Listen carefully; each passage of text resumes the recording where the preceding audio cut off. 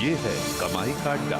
CNBC आवाज Motilal Oswal studio से live.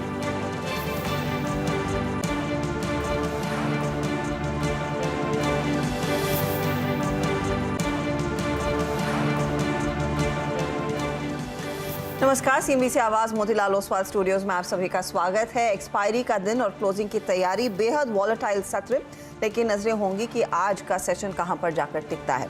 शुरुआत हेडलाइंस के साथ। वीकली एक्सपायरी के दिन बाजार में निचले स्तरों से स्मार्ट रिकवरी का मूड। निफ्टी 17,150 के ऊपर। HDFC बैंक, ICICI बैंक और एक्सिस बैंक ने भरा जोश। निफ्टी बैंक में भी सुधार, हालांकि मिड कैप में थोड़ी सुस्ती। मेटल शेयरों में आज खरीदारी का मूड, 2% से ज्यादा भागा सेल। आज हिंडाल्को, हिंदुस्तान कॉपर में भी दिखी तेजी। ऑटो और FMCG स्टॉक्स में भी रिकवरी, लेकिन IT कंपनियों में दबाव कायम। ऑफर फॉर सेल खुलने से 5% टूटा हिंदुस्तान एरोनॉटिक्स का शेयर। सरकार 6.6% के डिस्काउंट पर बेच रही है, 3.5% तक हिस्सेदारी। और सरकार के बायोफ्यूल एक्सपोर्ट पॉलिसी में बदलाव से चीनी स्टॉक्स की बढ़ी मिठास। 3% से ज्यादा उछल कर वायदे का टॉप गेना बना बलरामपुर चीनी का शेयर। वहीं आज कैश मार्केट में धामपुर, उत्तम, मवाना और संभावली में भी दिखी तेजी।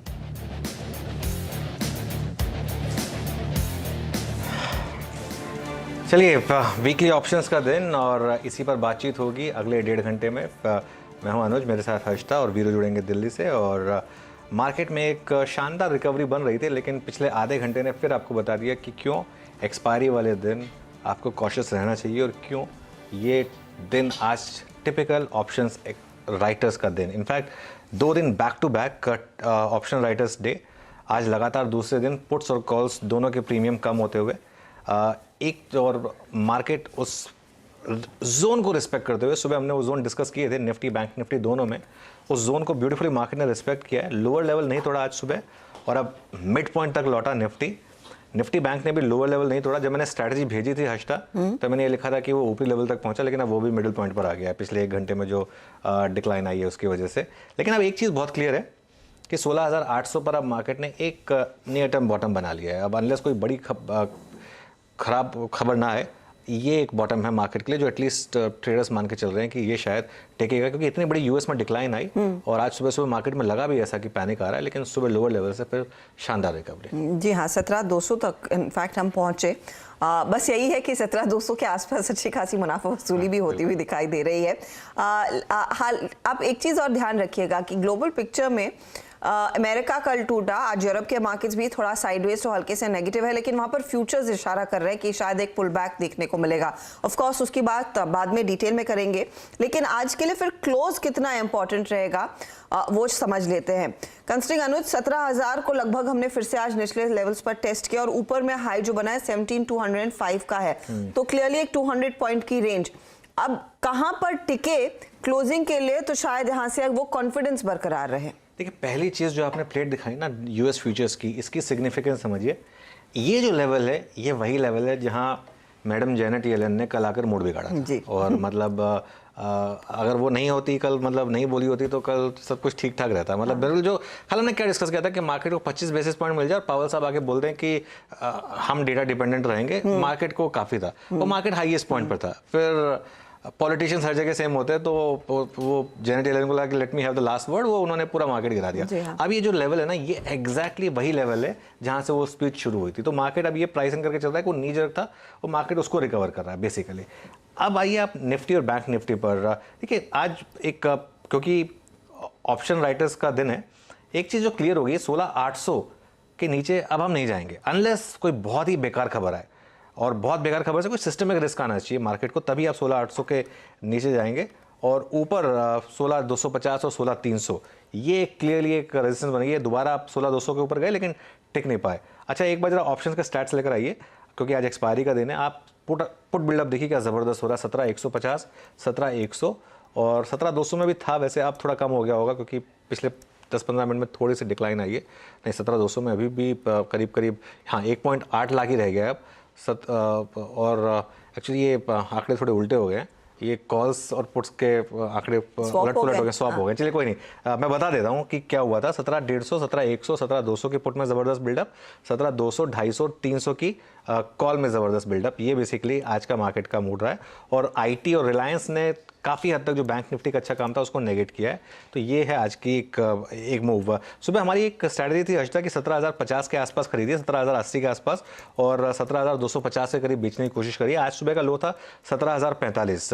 वो बेसिकली यही बता रहा है कि आपको कि ऑप्शंस में दोनों साइड के जो जोन है वो रिस्पेक्ट हो रहे हैं। आज का हाई देखिए 17,205, आज का लो देखिए 17,045। वो एग्जैक्टली वो जो रेंज हमने डिस्कस की थी वो है बेसिकली। अब ये बैंक निफ्टी पे, अब बैंक निफ्टी पे हम 3-4 दिन से एक चीज़ नोटिस कर रहे हैं, बैंक निफ्टी में सेलिंग कम हुई है। और इवन फ्यूचर्स का डेटा अगर आप देखें तो बैंक निफ्टी थोड़ा सा आउट परफॉर्म कर रहा है। अगेन प्रॉब्लम क्या है, 40,000 और 40,200 एक बहुत स्ट्रॉन्ग रेजिस्टेंस है। 2 बार मार्केट 40,200 तक गया और वहां से फिसल रहा है। लेकिन मुझे लग रहा है कि 40,200 अगर एक बार निकला बैंक निफ्टी में तो अच्छी वाली शॉर्ट कवरिंग आएगी।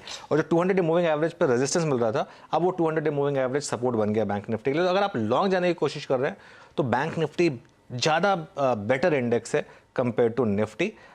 लेकिन ये चीज़ आप मान लीजिए कि 2023 कुछ टाइम तक ऐसे ही रहने वाला है। टाइम वाइज आपको बहुत थकाएगा और बहुत ज़्यादा आपको तंग करेगा। और कई लोग ऊब जाते हैं ना मार्केट से, लिटरली इस मार्केट से काफ़ी लोग ऊब रहे हैं कि बिल्कुल कुछ हो ही नहीं रहा मार्केट में। यही वो फेज़ होता है जो मार्केट को चाहिए होता है, कि जिसमें लोग कहें कि बस अब मार्केट में कुछ बन नहीं रहा है, वहाँ से रैली आती है। लेकिन अभी के लिए निफ्टी बैंक रिलेटिवली स्ट्रॉन्गर है। जी हाँ, तो फिलहाल स्ट्रेंथ बरकरार रहे और देखते हैं कि आज क्लोजिंग तक किस तरह का रुझान बनता हुआ दिखाई देगा, क्योंकि हल्के से नेगेटिव टेरिटरी में एक बार फिर बाजार फिसलता हुआ और तीनों इंडाइसेस आपको नजर आएंगे तो वो लाल निशान के साथ ट्रेड करते हुए। 9 पॉइंट नीचे निफ्टी, 15 पॉइंट नीचे निफ्टी बैंक और 54 अंकों की गिरावट अब मिड कैप इंडेक्स में देखने को मिल रही है। तो काफ़ी चॉपी सेशन और वो चॉपीनेस का आप पूरा हाल देख रहे हैं एडवांस डिक्लाइन रेशियो में। वीरू, आफ्टरनून, बताइए किन स्टॉक्स पर आपकी नजरें? Good afternoon Harshita. कुछ स्पेस हैं जिनमें आज एक स्ट्रॉन्ग बिल्डअप है। मैं शुरुआत करूँगा यहाँ पे सीमेंट स्पेस से, और पूरा का पूरा सीमेंट स्पेस आज काफ़ी वाइब्रेंट है। स्पेशली मैं इस पारी की शुरुआत अगर मैं अल्ट्राटेक सीमेंट से करूँ हर्षिता, बहुत स्ट्रॉन्ग बिल्डअप, करीब 7422। और ये स्टॉक अपने इस दौर की ट्रैजेक्टरी यानी पोस्ट 2 फेब की 2022 के बाद, यानी लगभग 1.25 साल की हाईएस्ट ट्रैजेक्टरी में आके ट्रेड करता हुआ। बिल्डअप 15.4, श्री सीमेंट 4%, जेके सीमेंट लगभग 3.5%, ग्रासिम 16.4%, एसीसी 3.6%। ह्यूज बिल्डअप, सबसे स्ट्रॉन्ग कन्विक्शन बाजार दिखा रहा है इसी स्पेस पे। और ये स्टॉक्स स्पेशली अल्ट्राटेक सीमेंट जो कि स्क्रीन पे सबसे ऊपर है, ये लगभग 1.25 साल की हाईएस्ट ट्रैजेक्टरी पे ट्रेड करता हुआ। मेटल्स में अगर मैं आऊँ तो यहाँ पे जनरल स्टील और टाटा स्टील में थोड़ी बहुत बाइंग नजर आई। थोड़ा सा अगर आप देखें स्पेक्युलेटिव लॉन्ग बिल्डअप यहाँ पे हुआ। और जहाँ तक बैंकों का सवाल है, यहाँ पर आज आईसीआईसीआई बैंक करीब 863 पे, आज इसने अपना last due average 100 day exponential average touch किया और बिल्डअप करीब 4.8%, इंडसइंड बैंक करीब 4.6%, कैनरा बैंक लगभग 12.7%। मिड कैप बैंकिंग में, पीएसयू बैंकिंग बास्केट में, स्टैट्स में कैनरा बैंक ज़्यादा इंप्रेस कर रहा है। और जहाँ तक आईटी का सवाल है हर्षिता, कोई कंफर्ट नहीं है। कल तक एक डाइवर्जेंस था मिड कैप आईटी और लार्ज कैप आईटी में, लेकिन वो आज सिंक हो चुका है। इनफैक्ट मिड कैप आईटी में आज कोफोर्ज, परसिस्टेंट में फिर शॉर्टिंग हुई है, और एचसीएल और इन्फोसिस इनमें तो पहले से ही काफ़ी शॉर्टिंग हो रही थी हर्षिता। जी हाँ, आज आईटी इनफैक्ट अच्छा खासा वीक है और वहीं पर हमने देखा है वो डाउन ट्रेंड कायम। चलिए आपके लिए कुछ ट्रेंडिंग काउंटर्स लेकर आते हैं, क्योंकि मार्केट में दोनों तरफ के ट्रेड्स देखने को मिल रहे हैं, तो आपको नजर रखनी चाहिए उन स्टॉक्स पर जो सबसे ज्यादा लीडरशिप पोजीशन में है, और वो ट्रेंडिंग काउंटर्स में आपके सामने आते हुए।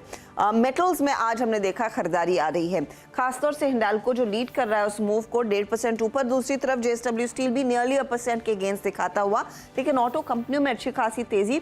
आपको याद होगा कल हम आपको बता रहे थे कि टाटा मोटर्स 1 अप्रैल ऑनवर्ड्स 5% का कमर्शियल व्हीकल्स में प्राइस हाइक ले रहा है।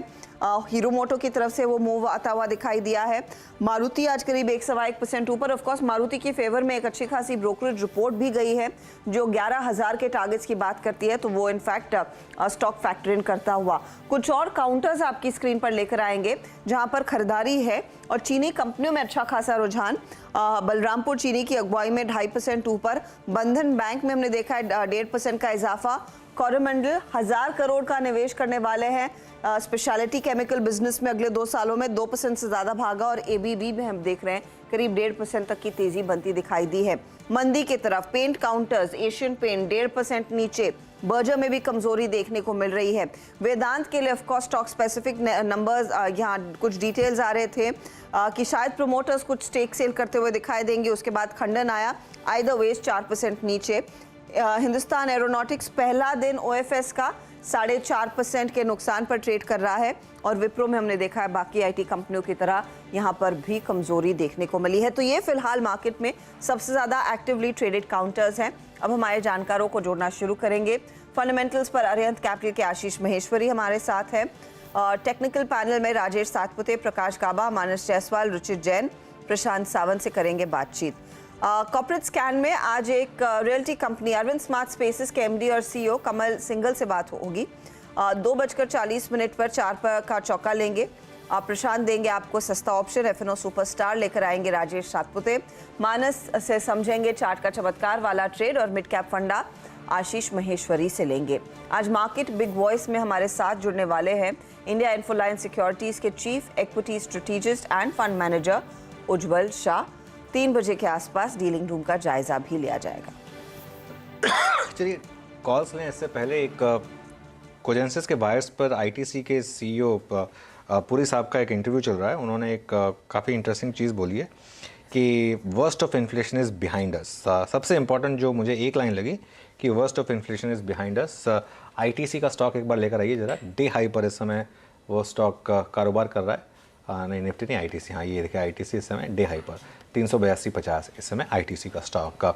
चलिए अपने गेस्ट को अब जोड़ना शुरू करते हैं और एक एक करके कॉल लेते हैं। गुड आफ्टरनून गाबा सर, आपकी ट्रेड इस समय की? बिल्कुल, गुड आफ्टरनून टू यू। पसंद है मुझे फार्मा पैक, छुपने की जगह टोरेंट फार्मा, बिल्कुल अच्छा लगता है, बेस बढ़िया बना है और एक अपू मिलना चाहिए। 1534 पे ट्रेड कर रहा है, 1550 एक टारगेट है, वहां तक जाना चाहिए। स्टॉप होगा 15, 20, 25 ठीक ही लगता है मुझे। Yes, Torrent Pharma. Prakash sir की कॉल जो है वो है टोरेंट फार्मा। आपकी स्क्रीन पे 1536 लॉन्ग, 1530 58 का टारगेट है यहाँ पे। ओके, करीब 1.25% ऊपर है। मानस, गुड आफ्टरनून, आपका ट्रेड क्या होगा मानस? गुड आफ्टरनून वीरेन जी। तो देखिए कोलगेट पे खरीदारी करने की राय रहेगी। एक बड़ा कंसोलिडेशन देखने को मिल रहा है। मेरे ख्याल से 10 से 12 सेशन लगे जब स्टॉक ने अपने 50 डे और 20 डे मूविंग एवरेज के अराउंड कंसोलिडेशन दिखाया। फाइनली आज हमें एक फ्रेश ब्रेकआउट देखने को मिला है। इसे हम फ्लैग पैटर्न का ब्रेकआउट भी कह सकते हैं। वॉल्यूम्स बेहतर देखने को मिले हैं, इसलिए करंट लेवल्स पे खरीदारी करने की राय रहेगी। 1500 रुपए के स्टॉप लॉस से यहाँ पर खरीदारी करनी है। 1560 तक के टारगेट देखने को मिल सकते हैं। ऑप्शन भी में भी एक ट्रेड ले सकते हैं। 1520 का कॉल ऑप्शन 14 रुपए के आसपास ट्रेड हो रहा है। 7 रुपए के स्टॉप लॉस से यहाँ पर खरीदारी करिए 35 रुपए के टारगेट के लिए। ओके, तो ये फिलहाल आपके लिए कोलगेट पर एक व्यू आता हुआ। क्लियरली डिफेंसिव पसंद आ रहे हैं हमारे जानकारों को।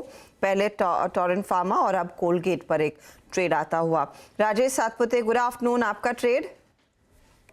गुड आफ्टरनून हर्षदा जी, गुड आफ्टरनून एवरीवन। हर्षदा जी देखिए जो मोमेंटम है, जो ट्रैक्शन है वो लो बीटा में है। एफएमसीजी देखिए और फार्मा। तो एफएमसीजी में अगर मुझे एक चुनना है then I would like to go long in ITC. ITC में हमने एक परसों के दिन मुझे लगता है हमारी बात हुई थी, तब यही कहा था ये 380 का लेवल इसके लिए इंपॉर्टेंट है, क्रूशियल है। और एग्जैक्टली इस लेवल के ऊपर इनफैक्ट वो 380 का 381 हुआ। तो अभी ये फिलहाल जो चल रहा है ये 382.50 चल रहा है। तो मुझे लगता है कि आईटीसी पे नजर होनी चाहिए। It's a buy in ITC about 380। Your stop loss should be at 377 और जो नेक्स्ट टारगेट रहेगा वो रहेगा 390 392। ओके, तो चलिए ये कुछ कॉल्स आपके लिए। Ruchit, good afternoon. रुचित, आपकी ट्रेड? जी वेरी गुड आफ्टरनून। वेल मेरा केमिकल स्पेस में से रहेगा बाय कॉल, वो है टाटा केमिकल्स। नो प्राइमरली मैं रेंज को ही प्ले कर रहा हूँ क्योंकि स्टॉक एक ट्रायंगुलर पैटर्न में पिछले 2-2.5 महीने से ट्रेड कर रहा है और अब रीसेंट करेक्शन के बाद वो अपने ट्रायंगल के पैटर्न के सपोर्ट एंड के ऊपर आ चुका है। आज इवन ऑप्शंस में हल्की सी अनवाइंडिंग हमने 1000 के कॉल ऑप्शन में देखी है और सामने 970 में भी थोड़ा ओपन इंटरेस्ट बिल्टअप होता हुआ दिख रहा है। तो यहाँ पे जो पुल बैक मूव है वो उसका higher end of the range तक लेके जा सकती है। तो करंट लेवल्स पे 950 के नीचे स्टॉप लॉस से खरीदारी की सलाह रहेगी 1008 के टारगेट्स के लिए। ओके, टाटा केमिकल, एक बार टाटा केमिकल लेके आइए। हाँ, इसने इस तेज़ी से पहले पिछले कुछ सेशन से अपना होमवर्क शुरू कर दिया था। टाटा केमिकल एट 970 हालांकि इसका आज का इंट्राडे हाई जो है, मैं होमवर्क इसलिए कह रहा हूँ क्योंकि 4 दिन पहले इसकी लोअर शैडो काफ़ी वाइड थी, फिर एक पॉजिटिव क्लोज आया, फिर एक डिसेंट क्लोज आया जिसका कल का हाई था 10 डेमा। आज ओपनिंग 10 डेमा के नीचे हुई बट उसको रीगेन कर लिया और अब 20 डेमा को स्ट्राइक करता हुआ Tata chemical at 970। Prashant, good afternoon, आपका कन्विक्शन कॉल, क्या चेज करेंगे आप इस वक्त? जी Ashish ji, Harsha ji, very good afternoon और सभी दर्शकों को नमस्कार, good afternoon to the panelist. तो अगर मैं इंडसइंड बैंक को देखूं तो ये बिल्कुल पिन पॉइंट जो बजट डे लो था 990 का, वहां से घुमा है। नॉर्मली ये जो पिन पॉइंट बाइंग होती है वो वीक बायर्स होते हैं, इनके खिलाफ एक मुंह आती और जो रैली आई है इसमें जो वॉल्यूम है वो घटता जा रहा है, डिक्रीजिंग वॉल्यूम के साथ रैली आ रही है। तो मैं इसको शॉर्ट करना चाहूंगा। मेरा स्टॉप लॉस होगा 1055, 1055। टारगेट जो मैं देख रहा हूँ वो करीबन टारगेट 1 मेरा होगा 1010, 1010। उसके नीचे में वही जो स्प्रिंग लो है 990, ये मेरा नेक्स्ट टारगेट होगा। Okay, IndusInd bank.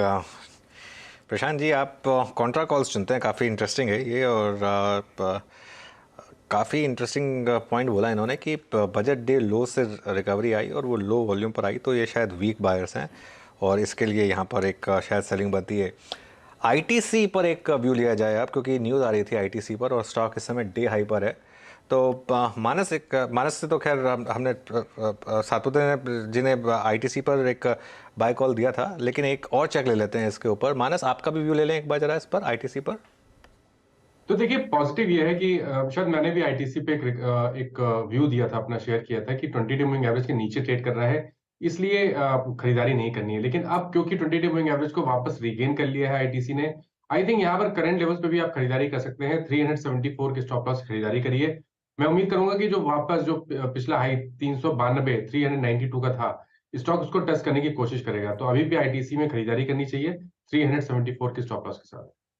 महीने का one of the stocks of this month एक टाइटन, वेरी क्वाइटली, लेकिन 6% ऊपर अब इस महीने टाइटन का स्टॉक, और 2509 इस समय स्टॉक का भाव। तो काफ़ी शानदार मूव रहा है और अब अपने 52 वीक हाई से सिर्फ 10% दूर ये स्टॉक। और काफ़ी इंपॉर्टेंट मूविंग एवरेजेस बेस ने पिछले कुछ दिनों में 20, फिर 50 और आज 100 डे मूविंग एवरेज इनको क्रॉस किया है इस स्टॉक ने, और उस सबसे पहले 200 डे मूविंग एवरेज क्रॉस किया। तो काफ़ी इंटरेस्टिंग यहाँ पर व्यू। गाबा सर, कोई व्यू आपका टाइटन पर? यस, टाइटन का जो चार्ट है उसके हिसाब से लगता है कि टाइटन में एक अपमूव है, लेकिन थोड़ा अगर साइडवेज मूव चलता है तो अच्छी बात है। थोड़ा वक्त देंगे तो 2600 भी चला जाएगा, लेकिन उसे साइडवेज मूव की जरूरत है। स्ट्रॉन्ग सपोर्ट जोन करीब 2450 75 के आसपास है, तो जब तक वो बरकरार है अपमूव ऑन है, लेकिन थोड़ा साइडवेज मूव की जरूरत है। ओके, अच्छा, मार्केट थोड़ा सा हर्षता वापस देखिए नीचे आ रहा है।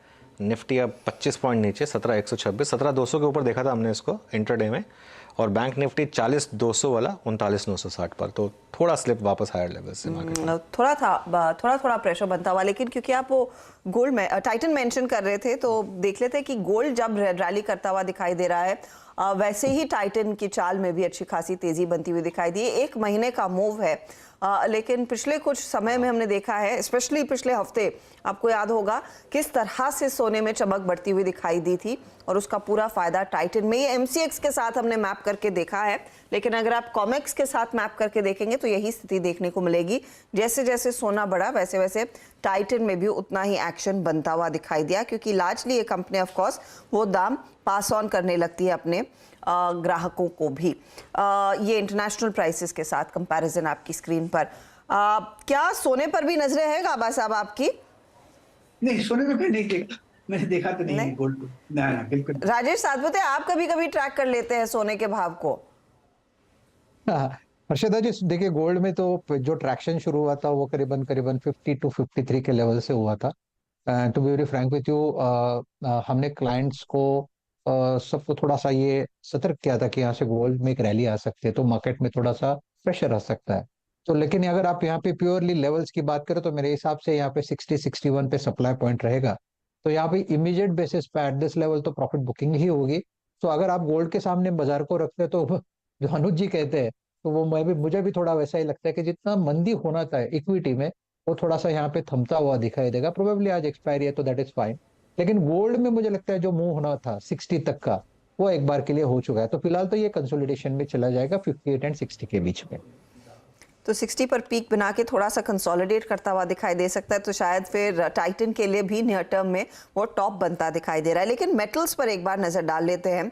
हिंडाल्को खासतौर से 1.5% के गेन्स देखने को मिले हैं इस हफ्ते के लिहाज से। अगर आप देखें ये कुछ थोड़े बहुत स्टॉक्स रहे हैं जहां पर ज्यादा मूव्स देखने को मिले। आप हिंडाल्को में देख रहे हैं तेजी, टाटा स्टील, JSPL बाकी सब में खरीदारी हुई है, बारिंग आपका वेदांत। मानस, एक बार हिंडाल्को पर आपकी नजर अगर गई हो 398 के आसपास, अब क्या मूव है आगे? देखिए, ये तो सही है कि स्टॉक कोशिश कर रहा है बॉटम बनाने की 385 रुपए के आसपास, हर्षिता जी। लेकिन खरीदारी तो 20 डे मूविंग एवरेज के ऊपर ही करेंगे, क्योंकि अभी तक अगर आप डेली चार्ट पे देखेंगे तो जो ट्रेंड है वो वीक है, लोअर टॉप लोअर बॉटम्स का ट्रेंड है। 20 डे मूविंग एवरेज के नीचे ट्रेड कर रहा है, तो खरीदारी केवल 405-406 रुपए के ऊपर करेंगे। अभी खरीदारी नहीं करनी है, लेकिन अगर लॉन्ग पोजीशन किसी ने बनाई हुई है तो आप बने रहिए 385 के स्टॉप लॉस के साथ।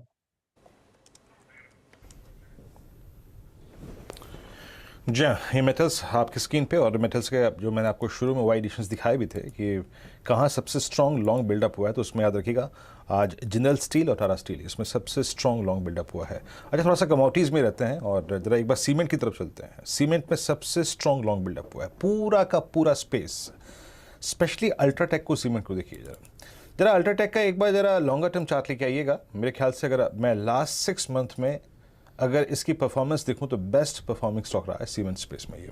दरअसल मैं इसका जिक्र इसलिए कर रहा हूं क्योंकि अब ये इस वक्त लगभग 1 साल की हाईएस्ट ट्रैजेक्टरी पे ट्रेड कर रहा है, और 1 साल छोड़िए 6 महीने की अवधि में लगभग इसने मूव दिया है 6 अक्टूबर से लेकर मार्च तक लगभग 1300 रुपये का, 1350 रुपये का शानदार मूव है। एक बार इसको प्रशांत स्टॉक को देखिएगा, एक तो इसका OI देखिए, इसका बिहेवियर देखिए, और ये जिगजैग और टिपिकल फ्लैग इस पर बहुत, इसका जो सक्सेस रेशियो है वो बहुत स्ट्रॉन्ग है, बहुत स्ट्रॉन्ग है। 74.15 थर्सडे आई थिंक इस मंथली कॉन्ट्रैक्ट की तो शायद आप कॉल पकड़ना बेवकूफ़ी होगा, क्योंकि सारा मूव ऑलरेडी आ चुका है। मतलब आप समझ लीजिए 17 मार्च से लेकर अब तक करीब 350 रुपये चल चुका है। नेक्स्ट मंथ की कोई स्ट्राइक लेना चाहेंगे या फिर फ्यूचर्स पे आपका टेक प्रशांत? तो वीरू जी, मुझे लग रहा है एक तो ये स्टॉक हमेशा इस सेक्टर में आउट परफॉर्म करता है। हर बार जब ये सेक्टर स्ट्रांग होता है यही आउट परफॉर्म करता है। और दूसरी चीज जो मुझे नजर आ रही है वो ये है कि पिछले 3 दिनों से इसने प्रीवियस डे लो को ब्रेक नहीं किया है, और एक अहम सपोर्ट जो स्पॉट बेसिस पे 7350, तो ऑलमोस्ट लेस देन 1% की रिस्क है। तो मुझे लग रहा है कि ये स्टॉप लॉस रख के आप बने रह सकते हो। ऑप्शंस फिलहाल मैं अवॉइड इसलिए करूंगा क्योंकि हम रेजिस्टेंस के नजदीक हैं। अगर रेजिस्टेंस वर्क करे तो हो सकता है थोड़ा साइडवेज हो जाए, तो इसलिए मैं ऑप्शंस का प्रीमियम शायद इरोड हो जाए, तो इसलिए मैं ऑप्शंस की जगह इसको कैश में या फ्यूचर्स में ट्रेड करना चाहूंगा। और जो गैप है, यानी जो हम 21 तारीख की कैंडल की क्लोजिंग है, उसी को स्टॉप लॉस मान के चल सकते हैं। मुझे लग रहा है रिस्क रिवॉर्ड अच्छा होगा। यहाँ से अगर सस्टेन करे तो हम करीबन 7480 490 के लेवल्स भी देख सकते हैं।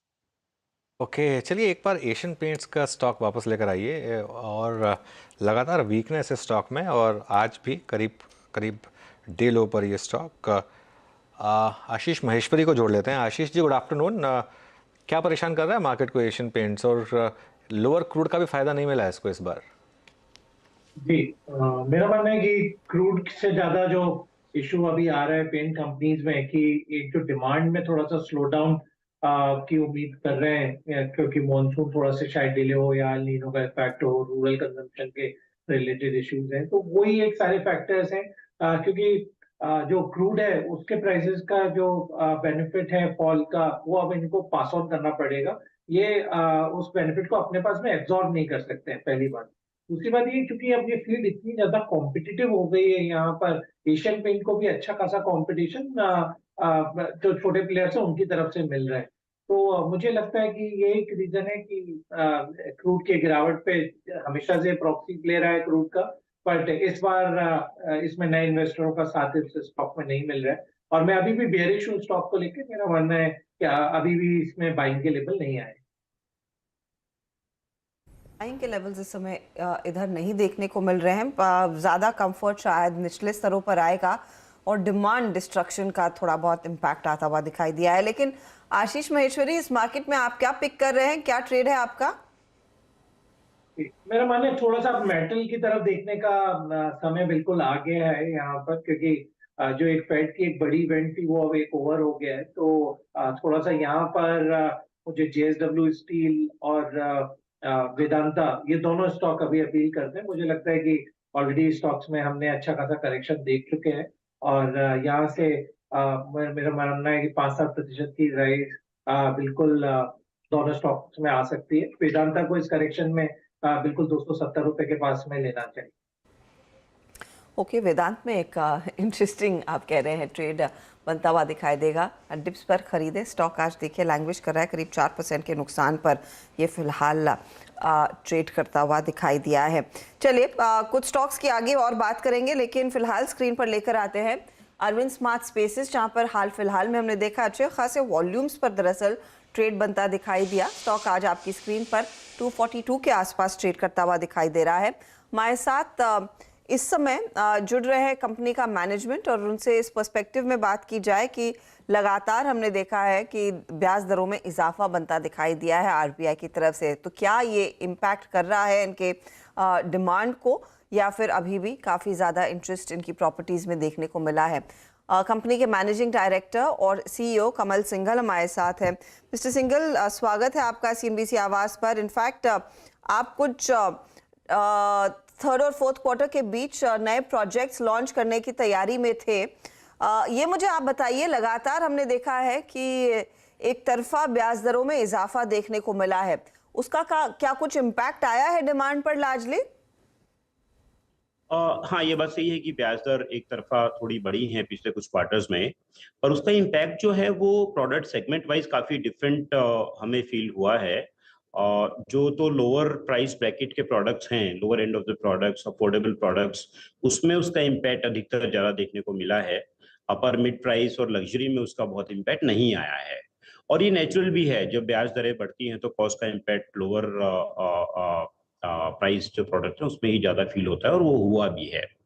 बट अच्छी बात ये है कि हमारी जो कंपनी है उसका ज्यादा focus mid priced, upper mid price और लग्जरी पे रहा है, और उसमें हमें ये देखने को मिला है कि जो अफोर्डेबिलिटी लेवल था घरों का वो हिस्टोरिक लोज पे था, बहुत ही कम था, बहुत ही अच्छा था, अनसस्टेनेबल था वो। उसमें कुछ नेगेटिव आया है, पर अभी भी डिमांड उसमें काफी अच्छी है। थोड़ा बहुत एडजस्टमेंट साइजिंग में करके, थोड़ा बहुत लोकेशन एडजस्टमेंट करके, I think otherwise demand is very good. उसमें काफी मोमेंटम कंटिन्यूड है, और specially other than the lower budget products I think market is doing good, और अच्छा सेल अभी हो रहा है, ट्रैक्शन काफी अच्छा है। ओके, कमल जी गुड आफ्टरनून। रियल एस्टेट के बारे में कहा जाता है कि एक बर्स्ट में प्राइसेस बढ़ते हैं, उसके बाद कंसोलिडेट होते हैं और फिर वापस एक बर्स्ट आता है। क्लियरली हमने पिछले एक साल में एक बड़ा बर्स्ट देखा है, और खासतौर से इवन थाने और कांदिवली जैसी मार्केट जहां आप ऑपरेट कर रहे हैं, प्राइसेस अब इस समय काफ़ी हाई हैं। आपको लग रहा है अब यहाँ पर कुछ कंसोलिडेशन होगा? प्राइसेस में बहुत ज़्यादा कंसोलिडेशन का मुझे कोई स्कोप नज़र नहीं आता है। इनफैक्ट ये जो थोड़ा प्राइस इंक्रीज आया है पिछले कुछ क्वार्टर में, उससे पहले अगर देखें तो कई वर्ष तक लगभग जीरो प्रोडक्ट में प्राइस में इंक्रीज आया था, जो कि अनसस्टेनेबल था। अभी कमोडिटी प्राइस में और अदरवाइज एक नया लेवल आया है, और ये लेवल जो प्राइसिंग का है, कॉस्ट का है, वो काफ़ी सस्टेनेबल है। मोमेंटम डिमांड काफ़ी अच्छी है, लोगों की इनकम भी बढ़ी है, मैक्रोज आर क्वाइट स्टेबल। और डिमांड जो है इस बार बहुत बड़ा डिफरेंस एक ये रहा है कि demand and products, and consumers की है। इसमें बहुत ज़्यादा इन्वेस्टर ओरिएंटेशन नहीं है। इनफैक्ट हमारा अगर मैं मिक्स देखूं तो मोर देन 80% प्रोडक्ट्स जो है वो फर्स्ट टाइम होम बायर्स या सेकंड होम बायर्स ही हैं, और ये जब डिमांड होती है तो काफ़ी सस्टेनेबल रहती है। तो मुझे नहीं लगता है कि प्राइस को कोई कम होने का कोई चांस है या कोई करेक्शन का कोई चांस है। ग्रोथ का मोमेंटम थोड़ा बहुत कम हो सकता है कि अगर वो 7%, 8%, 10% तक बढ़ रहे थे तो वो 5-6% बढ़ेंगे, जो कि सस्टेनेबिलिटी है। But beyond that I don't see any major correction happening, specially in upper mid and in the second half of the product segment, upper segment. नहीं तो कमल, अभी जो भी आपने, अगर आप देखिए कमेंट्री करी, उसके आधार पर अगर मैं आपसे पूछूं, अल्टीमेटली जो आपने पिछले कुछ सालों में 25 से 30% की ग्रोथ रखी है, उसके आधार पर आपने टिप्पणी की थी कि दैट FY23 अप्रॉक्सीमेटली 750 से 800 करोड़ रुपए की बुकिंग पे क्लोज हो जाएगा। आप उस पर अभी भी सहमत हैं, उसी भी एग्री करते हैं, या फिर उसमें थोड़ा डाइवर्जेंस आएगा? सर नहीं, हमने जो बोला था लगभग हम वही करने का प्रयत्न कर रहे हैं, और वो होना चाहिए। पिछले कई वर्षों से हम 25-30% की ग्रोथ हमने रजिस्टर करी है अपने टॉप लाइन में, और इस वर्ष भी by the end of March we are very hopeful and we are putting all efforts कि हमारी उतनी ग्रोथ रहे, और उस ग्रोथ का मतलब लगभग यही है जो आप ने नंबर अभी बोला। तो हम कोई बहुत स्पेसिफिक गाइडलाइंस नहीं दे सकते हैं नंबर्स पे, but growth of 25-30% is something that we are targeting and we are hopeful and confident that we should be able to achieve.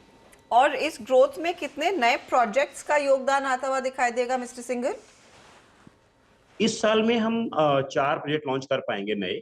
Generally speaking on an average हम ये प्लान करते हैं कि हर quarter में एक नया प्रोजेक्ट आए, और आने वाले वर्ष में 4 से लेके 5 या 6 प्रोजेक्ट हम लॉन्च कर पाए इन द ईयर 24, और ये हमने लास्ट ईयर कर दिया है। एक आध प्रोजेक्ट और लॉन्च करने की अभी इमीडिएटली तैयारी है, but all in all 1 project every quarter, और कमिंग साल में शायद उससे ज़्यादा 4 से 6 प्रोजेक्ट जो हैं हम लॉन्च कर पाएंगे, ऐसा हमारी तैयारी है। कुछ और नई ज्योग्राफीज जो आप देख रहे हो या अभी एग्जिस्टिंग ज्योग्राफीज में ही फोकस रहेगा? अहमदाबाद, बेंगलोर बहुत अच्छा कर रहे हैं, गांधीनगर बहुत अच्छा कर रहा है, उसमें तो हमारा फोकस रहेगा ही, और काफी इन्वेस्टमेंट उसमें लाइंड अप है। You will see lot of action happening in both these markets from new investment point of view. उसके साथ साथ मुंबई, पुणे हमने बताया है पास में भी कि हमारा फोकस अब आ गया है। बीडी की काफी स्ट्रॉन्ग टीम वहाँ पे बन गई है और एफर्ट जारी हैं, और अपॉर्चुनिटीज के हिसाब से जैसे जैसे प्रोजेक्ट दिखेंगे और वायबल आएंगे तो हम वहाँ जरूर लेंगे। Apart from these 3 geographies, Pune Mumbai being one, Bangalore हमारा एग्जिस्टिंग है ही है, गांधीनगर अहमदाबाद तीसरा है।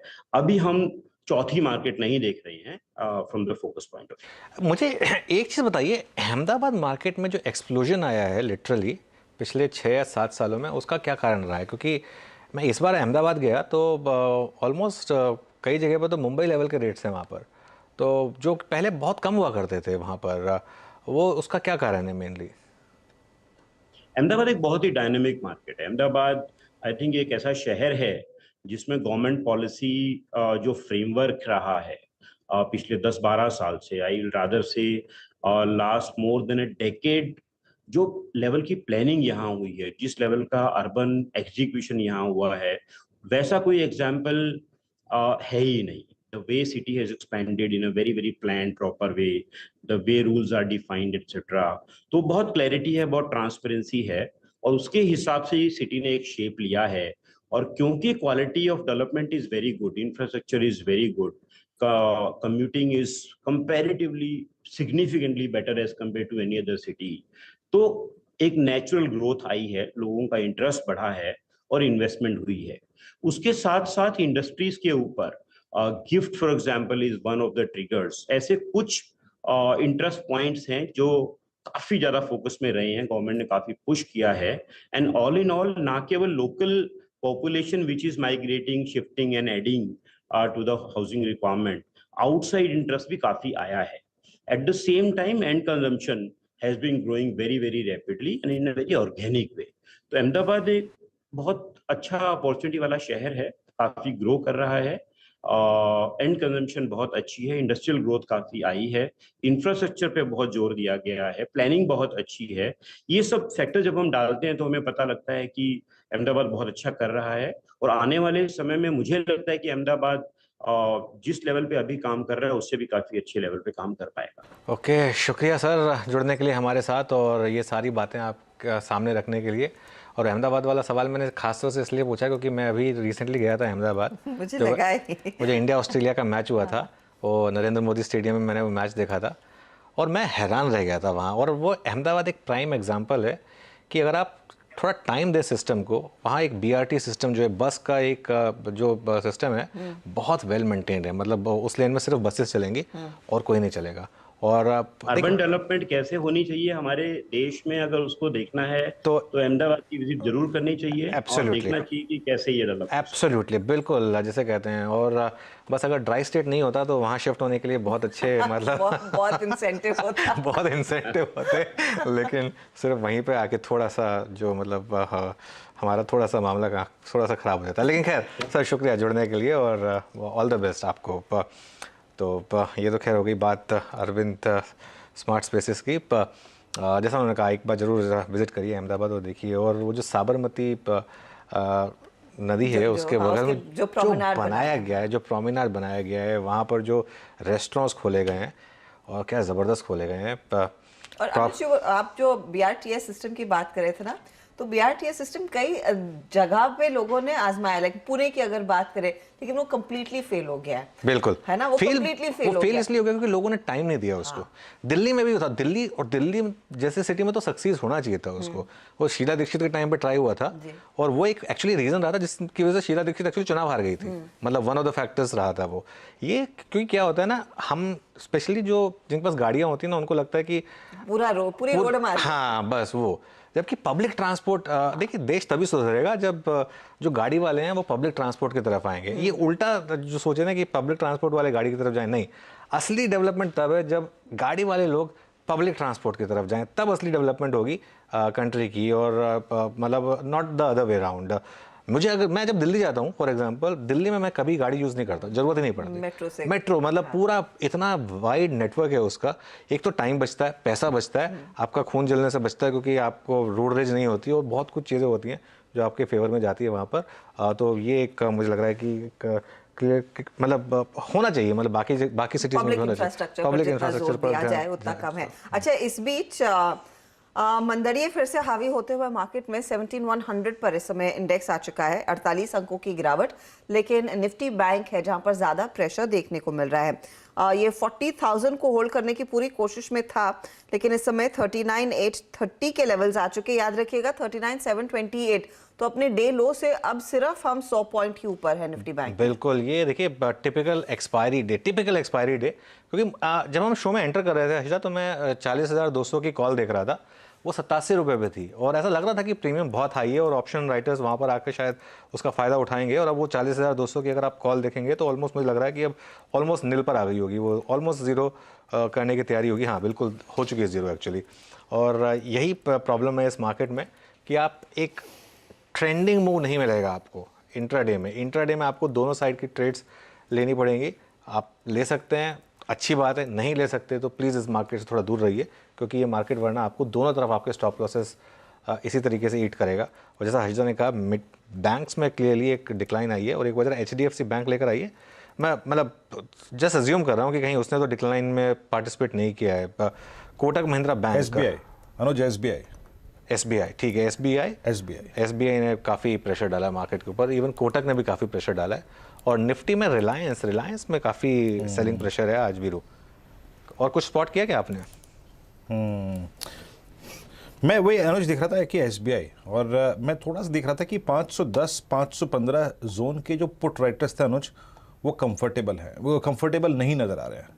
मैं बहुत देर से इसको देख रहा हूँ। मैं इसकी पुट्स मेरे स्क्रीन पर डे हाई पे फ्लोट हो रही है। तो इसकी 530 540 555 तक की कॉल में काफ़ी बिकवाली है, और इसकी 520 का पहले पुट राइटर बाहर निकला, उसके बाद 510 में भी एट डे लो SBI। ये पूरा का पूरा पेन जो है वो स्पॉन्सर इसी ने किया है। राजेश सतपुते जी, आपका टेक फाइनली, अगर मैं इसको 5 मिनट चार्ट पे कन्वर्ट करके देखूं तो बस वो एक जो लो था ना 940 का स्विंग लो, अभी उसको तोड़ने की तैयारी करता हुआ। आपका टेक SBI पे क्या होगा राजेश सतपुते जी? वीरेंद्र जी, मेरे हिसाब से जो कंसोलिडेशन था, जो हम लोग इतने दिन से बात कर रहे थे कि SBI 516 517, ऊपर में 520 525, ये जो रेंज है कंसोलिडेशन का ब्रेकडाउन होता है, तो ये फॉर्मेशन कंप्लीट होता है फ्लैग का, यानी बेरिश फ्लैग का। तो ये पेनेंट फॉर्मेशन आप इसे कह सकते हैं कि इसका टारगेट कम से कम अगर टूटता है करंट लेवल से तो ये 500 तक तो ऐसे ही फिसलेगा। तो SBI देखिए, यहाँ पे आप ओपन इंटरेस्ट देखिए बढ़ रहा है, यहाँ पे मूव जो है वो बेरिश आ रहा है, तो SBI सेल ही करे। स्टॉप लॉस आपका रहेगा करीबन 500 फ्यूचर में 525 का, और आप 500 का एक टारगेट लेके चले। अगर आपको पुट के द्वारा इसे प्ले करना है तो मैंने वीरेंद्र जी पुट भी लगाया है 520, यानी ATM का पुट ही हम ट्रेड करेंगे, करीबन 8.5 रुपए पे ये मिल रहा है। 5 का स्टॉप लॉस सेट करे, 15 प्लस का टारगेट लेके काम करे, तो SBI looks very at this level. SBI काफ़ी बेरिश लग रहा है। बहुत सारी चीज़ें जो हैं वो सुबह कुछ और थी, पलट गई हैं। अब आप मैकडॉवेल्स को देखिए, यूनाइटेड स्पिरिट्स को सुबह ट्रेड बड़ा खूबसूरत मिला, ऑप्शंस में पैसा बना, हमने स्टॉप लॉस भी ट्रेल कराया, लेकिन बोतल अब फिर उलट गई। और फिर ये लिखा है बर्जर पेंट्स आपकी स्क्रीन पे 576.95 डे लो की रिजेक्टेड माइनस। एक बार एशियन पेंट्स अनुज ने जिक्र किया, और disappointment, liquidation, shorting clearly screen पे विजिबल है। लास्ट ड्यू एवरेज 50 डेमा को वॉलेट कर दिया। आपका टेक बर्जर पे क्या है? क्योंकि अभी ये जो राइजिंग चैनल थी जो मेंटेन कर रहा था ये 3 फेब से, उसके लोज को आई थिंक इसने 4th टाइम आज टेस्ट किया मानस, और ये कैंडल वाकई थोड़ा सा डिप्रेस कर रही है लॉन्ग होल्डर्स को। आपका टेक क्या होगा बजर पे? देखिए नेगेटिव व्यू है, इसमें कोई डाउट नहीं है, क्योंकि जितने बड़ मूविंग एवरेजेस थे उनके नीचे फिसला है। 580 रुपए का एक सपोर्ट था, प्राइस सपोर्ट था, वो भी ब्रीच हो गया है। पिछले करीब अगर ये घंटे से देखिए तो कंसोलिडेशन दिखता है, लेकिन आई थिंक ट्रेंड नेगेटिव है और आप उम्मीद कर सकते हैं कि यहाँ पर सेलिंग प्रेशर बढ़ेगा तो 560 तक के स्तर देखने को मिल जाएंगे। आई थिंक पुट ऑप्शन के थ्रू इस मंदी को प्ले करना चाहिए। बर्जर पेंट्स का 580 का पुट ऑप्शन 9 रुपए का ट्रेड हो रहा है, वहां पर खरीदारी करिए। 4 रुपए का स्टॉप लॉस लगाइए और कम से कम 20 से 25 रुपए के टारगेट सेट करिए। 20 से 25 के टारगेट के लिए एक अपॉर्चुनिटी यहाँ पर बर्जर पेंट्स का 580 का पुट आपको दे रहा है। बैंकों की क्योंकि बात हो रही थी, एक बार आईसीआईसीआई बैंक स्क्रीन पर लेकर आते, क्योंकि वहां पर भी हर टिक के साथ दरअसल बिकवाली की पोजीशन और बढ़ती हुई। Same for axis bank. Of course SBI में सबसे ज़्यादा दबाव देखने को मिला है, लेकिन पिछले 10-15 मिनटों में जो मार्केट नीचे आया है, रुचित इन बैंकों का अच्छा खासा योगदान है इसे नीचे खींचने में। इनफैक्ट इंडसइंड बैंक भी जो प्रशांत का पिक था वो लगभग 1% फिसल चुका है पिछले आधे घंटे में। रुचित, आपका स्टांस क्या रहेगा जो इस समय बाजार पर ज्यादा दबाव डाल रहे हैं, इन एक्सिस और आईसीआईसीआई बैंक? जी, सबसे इंपॉर्टेंट था आज बैंक निफ्टी का 20 डीएमए, क्योंकि आप देखेंगे तो आज का हाई एग्जैक्ट 20 डेज के एक्सपोनेंशियल मूविंग एवरेज पे है बैंक निफ्टी का, जो पार नहीं हुआ है। और आप पीएसयू बैंक्स में भी, आप एसबीआई की जो इतनी बात हम कर रहे थे, सो डेफिनेटली पीएसयू बैंक्स में भी अपने 20 EMA Nifty PSU bank index ने भी क्रॉस नहीं किया है। तो कहीं पे भी बैंकिंग सेक्टर से तो अभी फिलहाल कोई स्ट्रेंथ नजर नहीं आ रही है। और मुझे लग रहा है कि इनकेस कुछ मार्केट में जब भी कोई पॉजिटिव मूव भी आएगी, कोई शॉर्ट कवरिंग मूव भी आएगी, तो शुरुआत पहले ज्यादा निफ्टी में आएगी कंपेयर टू बैंक निफ्टी। क्योंकि अगर आप एफआईएस की पोजीशंस भी देखें, 92% ऑफ द पोजीशंस एफआईएस की शॉर्ट साइड पे है इंडेक्स फ्यूचर्स में। और उसका कंपोनेंट अगर आप डिवाइड करके देखेंगे, जो एनएससी एक्सचेंज ने रिसेंटली डेटा देना शुरू किया है, तो उसमें majority of the positions FIS की जो है शॉर्ट साइड पे वो है निफ्टी में, निफ्टी फ्यूचर्स में, रादर देन बैंक निफ्टी। सो बैंकिंग स्पेस से मुझे नहीं लगता कि इस बार कोई लीडरशिप इमीडिएटली आते हुए दिखेगी। जब भी शॉर्ट कवरिंग होगी मार्केट में, हाल फिलहाल एफआईएस करंट लेवल्स पे भी शॉर्ट्स कवर नहीं कर रहे, लेकिन वो जब भी शॉर्ट्स कवर करेंगे तो निफ्टी में ज्यादा शॉर्ट पोजीशंस है, तो रिलेटिवली मुझे लग रहा है कि निफ्टी में शॉर्ट कवरिंग होगी। तो leadership I don't think banking space से बैंकिंग स्पेस से आएगी। तो फिलहाल मैं ये प्राइवेट सेक्टर बैंक्स हो और इवन पीएसयू बैंक्स में जो वीकनेस है वो आगे कंटिन्यूड रहेगी, तो यहाँ पे कोई बॉटम फिशिंग नहीं करनी चाहिए। बॉटम फिशिंग से दूर रहें। इस समय प्रेशर है, ट्रेंड अभी भी नेगेटिव है, तेजी में नहीं आया है मार्केट। अच्छा, एक तो और ट्रेड्स जिस पर मेरी नज़र गई है, एक तो एचडीएफसी लाइफ लेकर आते हैं, और एचडीएफसी लाइफ का इस वीक का अगर आप चार्ट देखेंगे तो ओवर द वीक स्टॉक ने करीब 5% तक के रिटर्न्स दिए।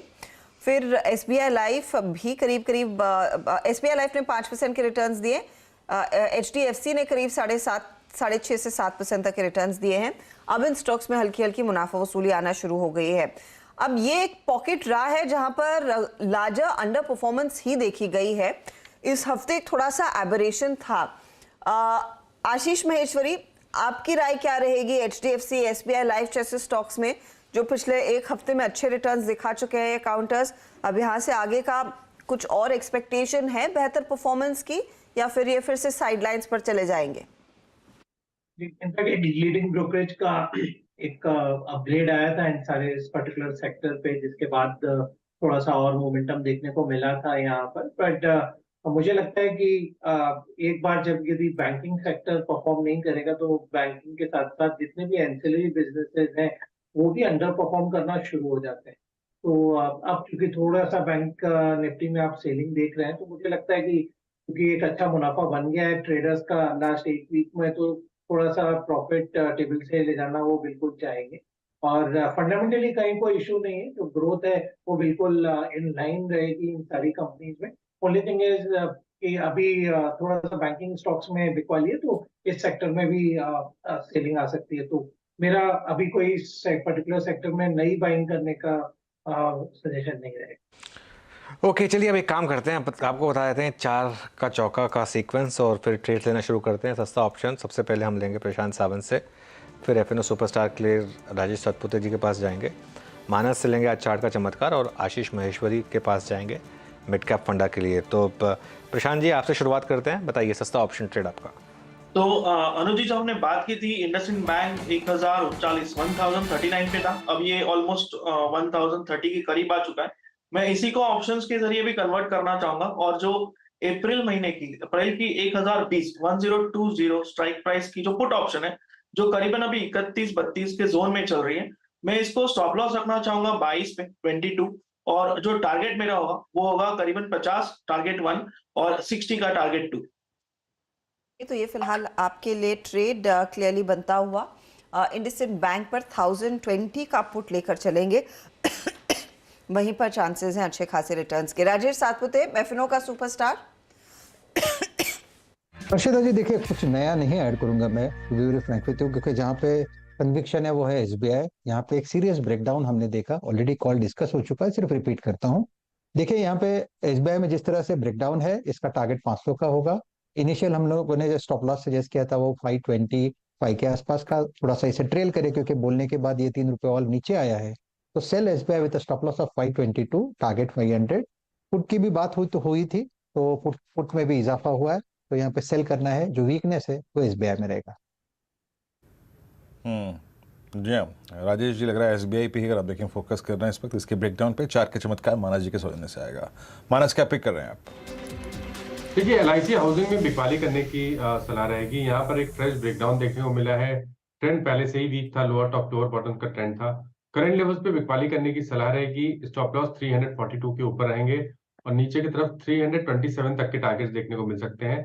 यहाँ पर आप पुट ऑप्शन में भी ट्रेड ले सकते हैं। At the money put option ही लेना पड़ेगा आपको। तो एलआईसी हाउसिंग का जो 340 का पुट ऑप्शन है, 5 रुपये 75 पैसे ट्रेड हो रहा है, वहां पर खरीदारी करिए 3 रुपये 90 पैसे के स्टॉप लॉस से 10 रुपए के टारगेट के लिए।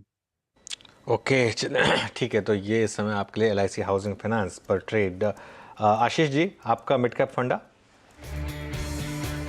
हाँ, ज़ेन टेक्नोलॉजीज मंडे को भी मैंने रिकमेंड किया था आपके चैनल पे, और आज भी रिकमेंड करना चाहता हूँ। और अगेन रीजन ये है कि बिल्कुल मार्च एंड आ गया है और यहाँ पर काफी सारे बड़े ऑर्डर्स आने की उम्मीद है ज़ेन टेक्नोलॉजीज को। और मेरा उम्मीद ये है कि जो उनका ऑर्डर बुक था उससे कम 50% की ऑर्डर बुक के ऑर्डर पाइपलाइन में है, जो अगले 2 वीक में कंपनी को मिल सकते हैं। तो इसी रीजन के कारण से स्टॉक काफी स्ट्रांग बना हुआ है और आगे भी अच्छा परफॉर्म करेगा। इस स्टॉक पे बिल्कुल मेरी बाय की सलाह है और 330 से 340 के लेवल भी यहाँ जल्दी देखा। ओके, तो ये फिलहाल आपके लिए वो ट्रेड्स आते हुए। ज़ेन टेक्नोलॉजीज जो इस समय आशीष महेश्वरी ने आपको पिक करने की सलाह दी है, डिफेंस क्षेत्र की कंपनी। फटाफट पे आपके लिए वो 4 स्टॉक्स रिकैप करती हूँ, फिर बात करेंगे पीएसयू कंपनियों की स्पेसिफिकली। 4 का चौका में देखिए, पहला ट्रेड इंडसइंड बैंक आया, 1020 का पुट लेकर चले, इस समय 34 पर है, 50 से 60 तक के लेवल्स आपको मिल सकते हैं। फिर एसबीआई में भी एक सेल साइड का ही ट्रेड है जो राजेश सातपुते ने दिया, 500 के टारगेट के लिए यहाँ पर शॉर्ट करने की सलाह। और जो अब अगला ट्रेड था वो चार्ट का चमत्कार हमारे जानकार मानस जायसवाल ने दिया, एलआईसी हाउसिंग फाइनेंस। ये भी एक सेल साइड का ट्रेड है, 327 का टारगेट, 342 का स्टॉप लॉस। तो कंसेंसस जो है वो बैंक फाइनेंशियल्स को दरअसल शॉर्ट करने का इस समय ऑफ कोर्स ज़ेन टेक्नोलॉजीज में एक तेजी का ट्रेड आया। आज जो हम सुबह में चर्चा कर रहे थे, हिंदुस्तान एरोनॉटिक्स, याद रखिएगा नॉन रिटेल के लिए आज वो ओएफएस खुला है। स्टॉक 2500 के नीचे ट्रेड करता हुआ, 5% तक का नुकसान। कल रिटेल के लिए यहाँ पर मौका रहेगा इस ओएफएस में पार्टिसिपेट करने का। यहाँ पर आपकी क्या सलाह होगी, क्योंकि वो एक मैं रिपोर्ट पढ़ रही थी मॉर्गन स्टैनली की, और वो कहते हैं कि हर डिप पर खरीदारी करनी चाहिए। आशीष महेश्वरी, क्या आप भी प्रेफर कर रहे हैं हाल जैसे स्टॉक्स में पोजीशन लेने की, और अगर फ्लो प्राइस के आसपास या उसके नीचे मिलता है, क्या मौका रहेगा रिटेल निवेशकों को तेजी करने का? इनफैक्ट 2450 एक बहुत अच्छा प्राइस रहेगा इस स्टॉक को बाय करने के लिए। तो मेरी सारे रिटेल निवेशकों से वो बिल्कुल एडवाइस रहेगी कि 2450 के लेवल पे इस स्टॉक में बाइंग कर सकते हैं, क्योंकि ये जो गिरावट सिर्फ ओएफएस के कारण से आई है और इस स्टॉक में इंस्टीट्यूशनल इंटरेस्ट काफी ज्यादा है, क्योंकि जो ऑर्डर बुक बनी हुई है एचएएल की, आप देखेंगे अगले 2-3 साल तक क्वार्टर ओवर क्वार्टर बहुत बेहतरीन नंबर्स एचएएल से आने वाले हैं। तो मेरी सलाह रहेगी बिल्कुल ओएफएस में अप्लाई करने का और इस डिस्काउंट का फायदा लीजिए। एक बार मार्केट को रिविजिट करते हैं, क्योंकि अब निफ्टी 17,089 वापस डे लो की तरफ जा रहा है। कई बार 3 PM से पहले ही मार्केट एक मूव दिखाता है, उसके बाद एक रिवर्स साइड मूव भी पॉसिबल होता है। लेकिन क्या ये ट्रेंडिंग मूव होगा या क्या 3 PM पर रिवर्स मूव आएगा? बहुत इंटरेस्टिंग मूव लाइंड अप है। SPI में काफ़ी वीकनेस है आज, क्लियरली सबसे बड़ा सेलिंग प्रेशर उसी की वजह से। लेकिन एक और स्टॉक इनफैक्ट सेकेंड है रनिंग, लार्सन एंड ट्यूब्रो। एक बार जरा लार्सन पर नज़र रखिए, सुबह इसमें एक ट्रैक्शन बनता है पॉजिटिविटी का और दोपहर तक ये आके रैली फेल हो रही है। गाबा सर, इसको ट्रैक करिए, इनफैक्ट इसको आपने ट्रैक भी किया है और एक दो बार कॉल्स भी दी गई हैं इसके ऊपर, लेकिन इसकी रैली नहीं टिक पा रही है, इसकी क्लोज काफ़ी ख़राब हो रही है 2-3 दिन से। क्या व्यू रहेगा यहाँ पर? यस बिल्कुल, इसमें अपर रीजन्स पे थोड़ा चैलेंज है, लगता है एलएनडी में थोड़ा रेसिस्टेंस है 2250 के आसपास, तो वहां पर टिक नहीं रहा है। अपर जाता है तो एक पैटर्न बनता है, वहां पर एग्जॉशन नजर आता है, तो मुझे लगता है it's a good sell short term के लिए, एक दिन के लिए, ज्यादा नहीं। 2240 का कोई स्टॉप लगा चले तो एलएनडी एक 2180 एक पॉसिबिलिटी है, फिर यहां से एक बाउंस देगा, तो ये रेंज बाउंड है, लेकिन अपर रीजन पे सेलिंग है एलएनडी पे। लेकिन बेसिक चार्ट स्ट्रक्चर ये भी पॉजिटिव है, बहुत रिस्की है शॉर्ट करना, लेकिन वीक नहीं है, स्ट्रेंथ है, स्ट्रेंथ में शॉर्टिंग करनी चाहिए। हाँ, थोड़ा लिक्विडेशन है लेवल इस स्टॉक में 2207। आज लॉन्ग अनवाइंडिंग इस स्टॉक में हो रही है। बहरहाल हमने सुबह कुछ स्टॉक्स मार्क किए थे। एस्कॉर्ट्स कुबोटा को देखिए आपकी स्क्रीन पर, ये इस वक्त डे लो पे फ्लोट करता हुआ। ऑटो में बहुत प्रेशर है और आपने पिछले मतलब 5-7 सेशन में कितनी खबरें सुनी, चाहे वो मारुति हो, चाहे वो टाटा मोटर्स हो, चाहे वो हीरो मोटोकॉर्प हो, प्राइस हाइक और 1861। लेकिन एक चीज़ जो कि बदले हालात में थोड़ी सी सिंक हो रही है, दैट्स वोल्टास। अनुज, आप बिलीव नहीं करेंगे, इस वक्त नोएडा का टेम्परेचर मात्र 28 डिग्री है, मात्र 28 डिग्री। वो 2 दिन की बरसात और ओलों ने चीज़ें थोड़ी बदल दी। मतलब मैं कंफर्टेबली बाहर घूम सकता हूँ। वो जो होली के बाद एकदम से स्थिति ख़राब लग रही थी ना, वो बहुत कंट्रोल हो गई इस बारिश से। चलिए बढ़िया है आपका। वोल्टास आपकी स्क्रीन पे डे नहीं बढ़िया है। इस बार लग रहा था कि मुझे तो लग रहा था कि एसी वेसी सब ठीक। अच्छा, तक दिक्कत क्या है ना अनुज, वो रास्ते पे खरबूज और तरबूज मिलने लगे थे, और जब खरबूज तरबूज मिलने लगे तो सैद्धांतिक रूप पे गर्मी आ जाती है। हाँ बिल्कुल, सैद्धांतिक रूप पे इन प्रिंसिपल, लेकिन वो बारिश की वजह से वो हाँ, बट ये ठीक है। हाँ, बट ये ठीक है कि अब टेम्परेचर 28% है, 28 है इस वक्त। जितना मीठा खरबूजा उतना ज़्यादा गर्मी। ये एक हमको बचपन से सिखाया जाता था कि खरबूजा उतना मीठा होगा जितनी गर्मी होगी। तो मैं वो देख के डरता था, मैंने कहा नहीं, तो मैं इसलिए वो देख के डरता था, मैंने कहा गुरु गर्मी खूब पड़ेगी इस बार, लेकिन नहीं, टेम्परेचर अगर आप देखें सिंक करता हुआ। मानस, योर टेक ऑन वोल्टास। हमने सुबह बात भी की थी इस पर, कल भी बात की थी, परसों भी बात की थी। मानस, अब फाइनली वो फ्लैग का लोअर एज आता हुआ टू प्ले अ ब्रेकडाउन, आपका टेक इस वक्त? देखिए, अभी तक का ट्रेंड तो निगेटिव लग रहा है। कल हमने एक पुल बैक देखा था, लेकिन वो सस्टेन नहीं हो पाया।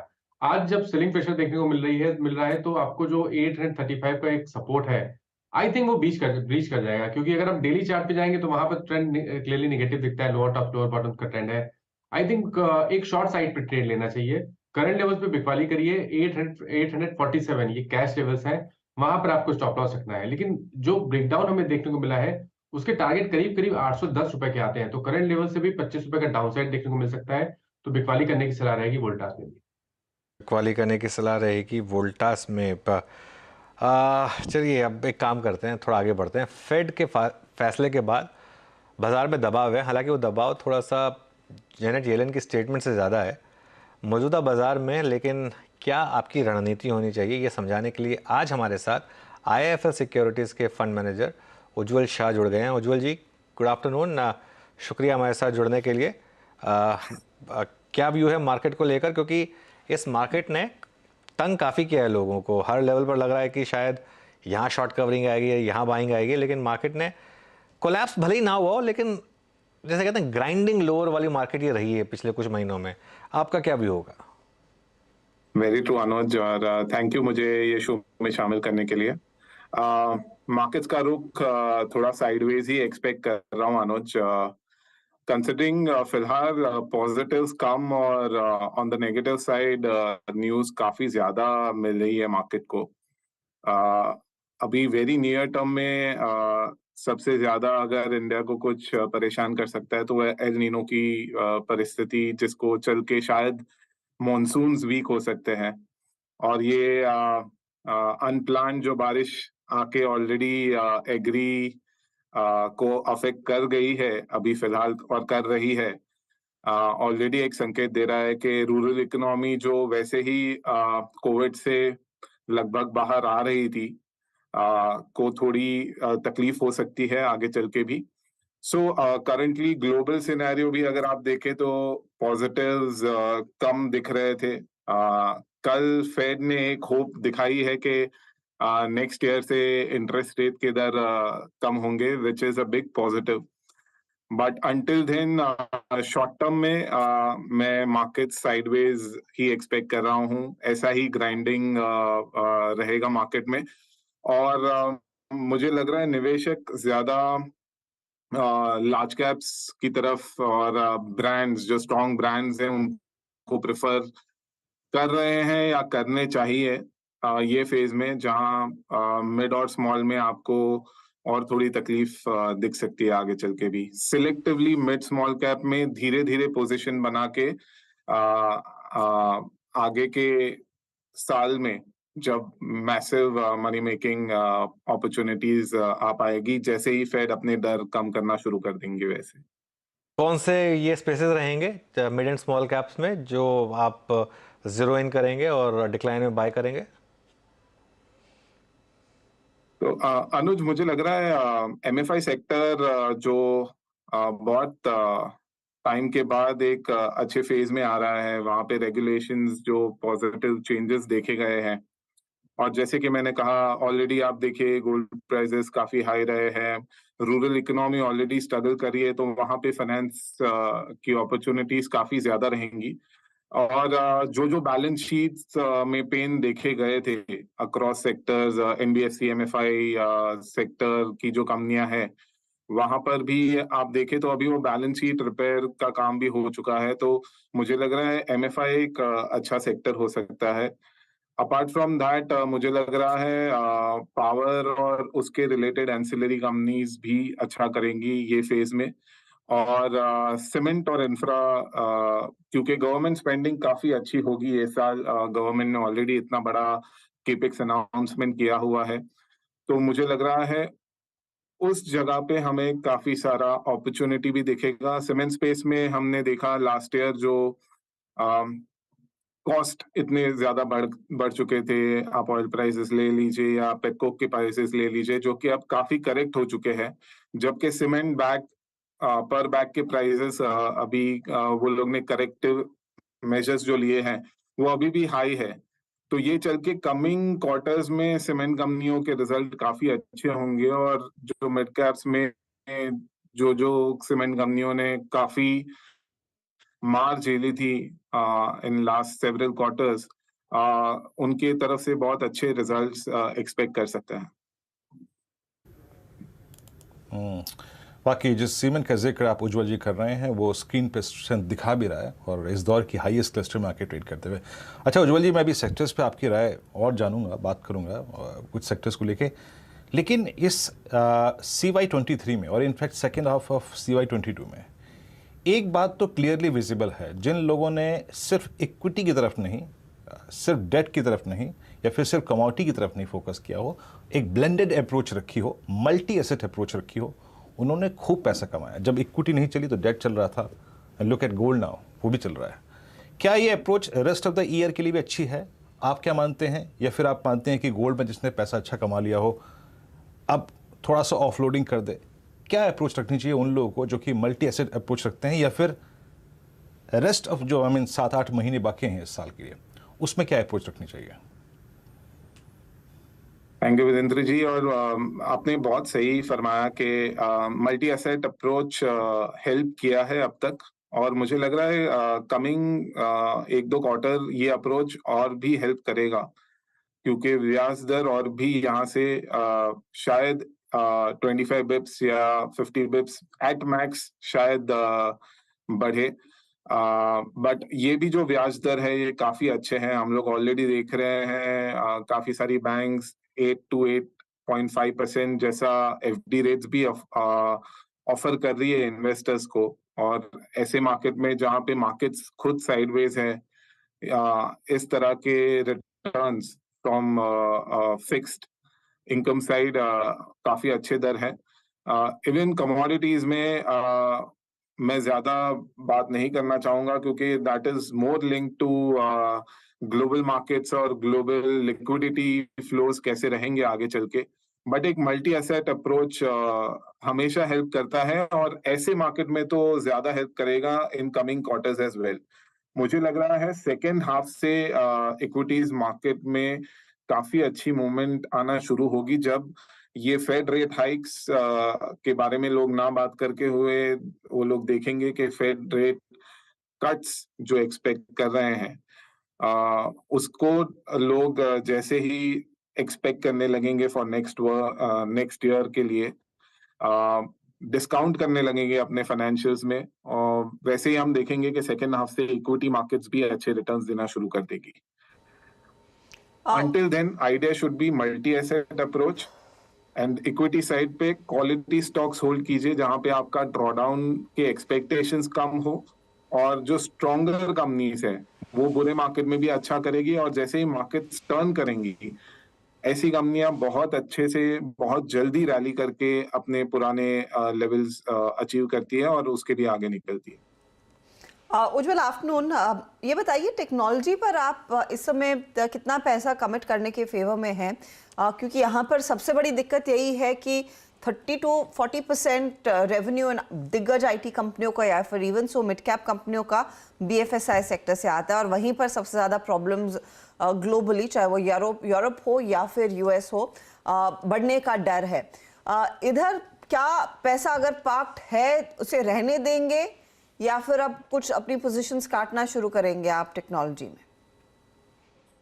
हर्षदा, ऑलरेडी टेक्नोलॉजी शेयर्स में काफी अच्छी गिरावट आ चुकी है।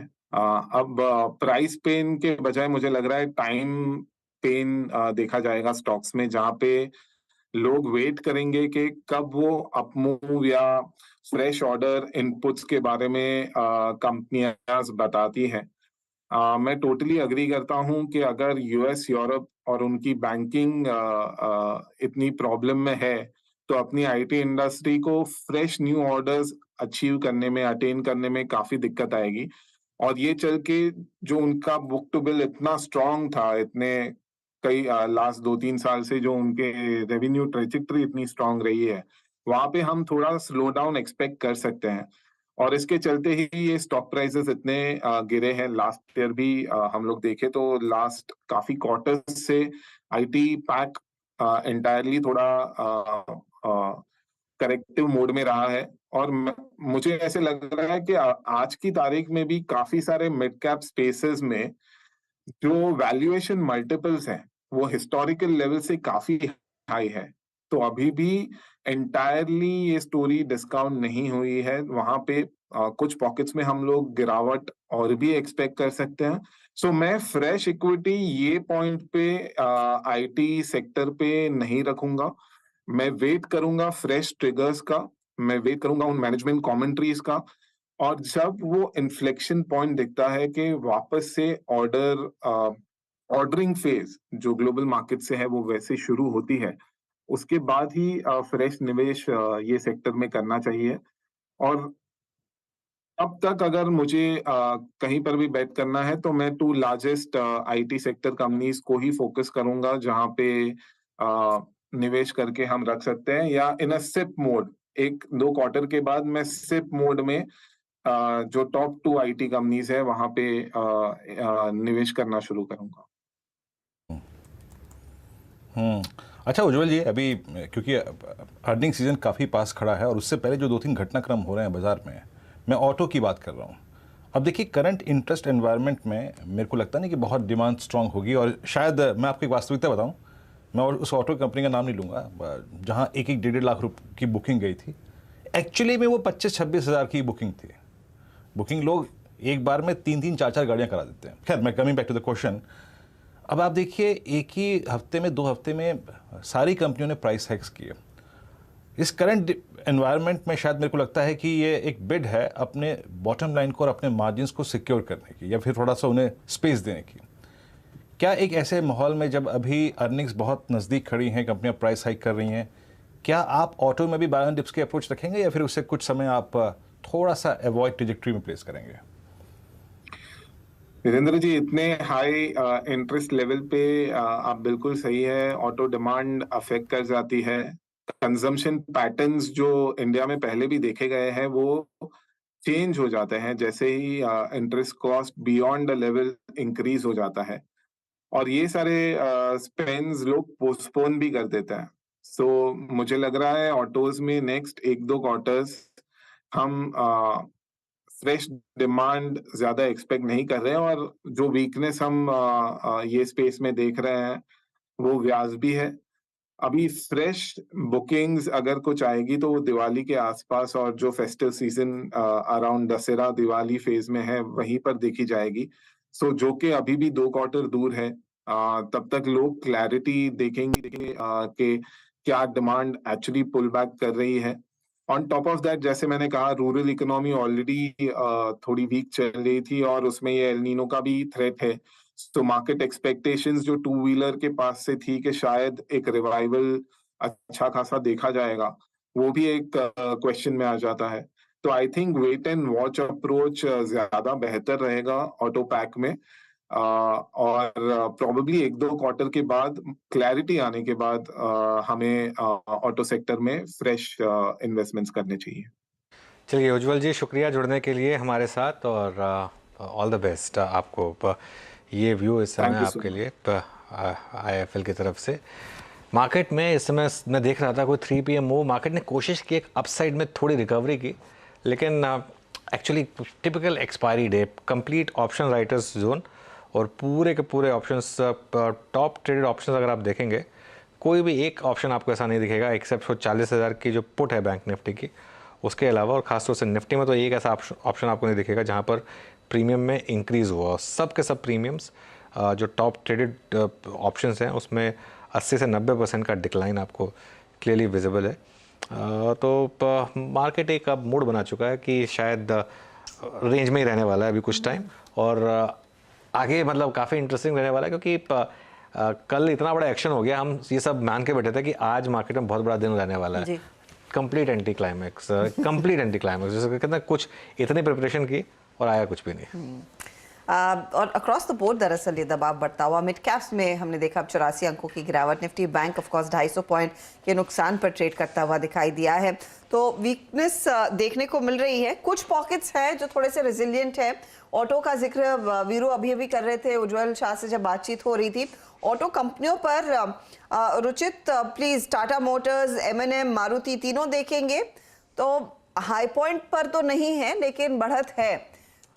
इनमें से कोई ट्रेड जो आपको लग रहा है अगले हफ्ते के लिए आप कैरी कर सकते हैं या फिर कल के लिए एक मौका है? आई थिंक मारुति के चार्ट स्ट्रक्चर आज थोड़े इंटरेस्टिंग रहे, क्योंकि जो डेली एवरेज के वॉल्यूम्स होते हैं उससे बेहतर वॉल्यूम्स आज के प्राइस अपमूव में स्टॉक में हुए, और मोमेंटम रीडिंग्स भी रीसेंट करेक्शन के बाद ओवरसोल्ड हो चुके हैं। लगातार ये 8,950 9,000 की रेंज में रीसेंट हाई बनाया था, जहां से 8200 का correction without any meaningful pullback move ये स्टॉक में है।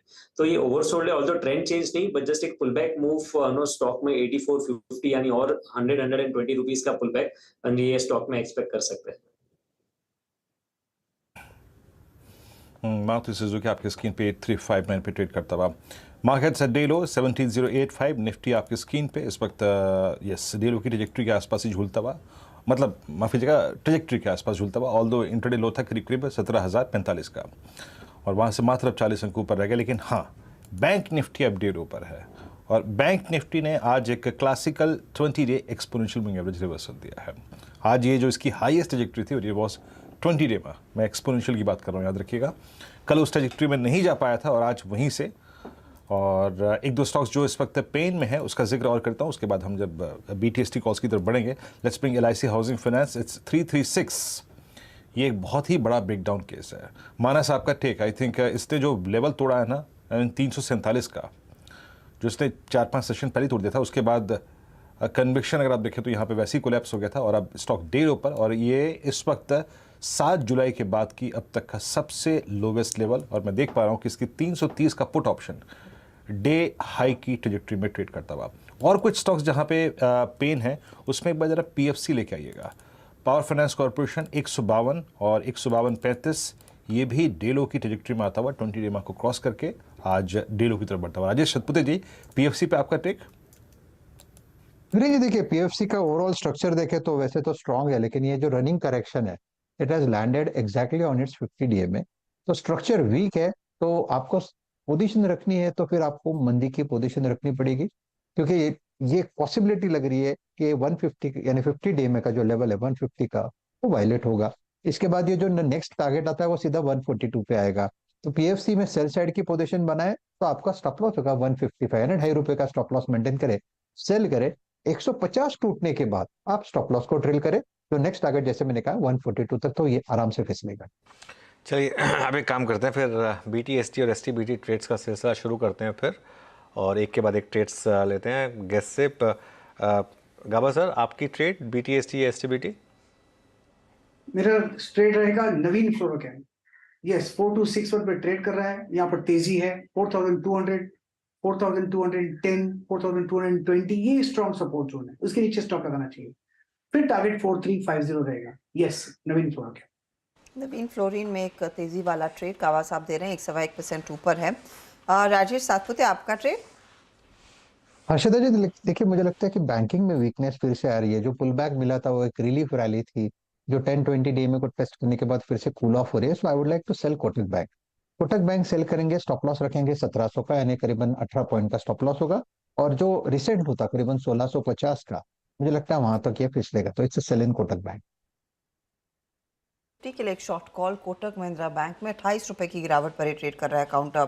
प्रशांत, आपका ट्रेड क्या है? हर्षदा जी एक क्विक अपडेट दूंगा। 1039 पे इंडसइंड बैंक मैंने सेल कहा था विद द रीजन, अभी ये डे लो 1017 बना चुका है, almost nearing the target. I think जो नेक्स्ट कॉल में देना चाहूंगा वो होगा बजाज फाइनेंस, STBT होगा, और 5825 इस लेवल पे है, तो मैं स्टॉप लॉस रखूंगा 575, ऑलमोस्ट 1% रिस्क, और मेरा टारगेट होगा 5750 से लेके 5700। 750 से 5700 के लिए बजाज फाइनेंस एक शॉर्ट का ट्रेड नया वाला। इंडसइंड बैंक का चार्ट आपकी स्क्रीन पर आ जाएगा, उस पर टारगेट हिट की मोहर भी आप लगा दीजिएगा। और याद रखिए 1020 का भी पुट इन्होंने जो सुझाया था वो भी स्क्रीन पर लेकर आते हैं, क्योंकि वो एक ऑप्शन ट्रेड था जो हम सस्ता ऑप्शन में लेकर चल रहे थे। 50-60 के टारगेट्स दिए थे, 34 पर मुझे याद है वो 1020 वाला पुट ट्रेड कर रहा था। वो एक बार रिविजिट कर लेते हैं। ये 1016 तो टारगेट हिट हो चुका है, 1010 तक के लेवल्स देखने को मिले हैं इंडसइंड बैंक में, जो कार्यक्रम की शुरुआत में एक मंदी वाला ट्रेड आया था। लेकिन देखिए 1020 वाला पुट 34 का 38 हुआ, लेकिन अभी भी होल्ड करने की सलाह यहाँ पर है, 50 तक जाने की क्षमता ये रखता है। रुचित, आपकी बारी, क्या ट्रेड देंगे?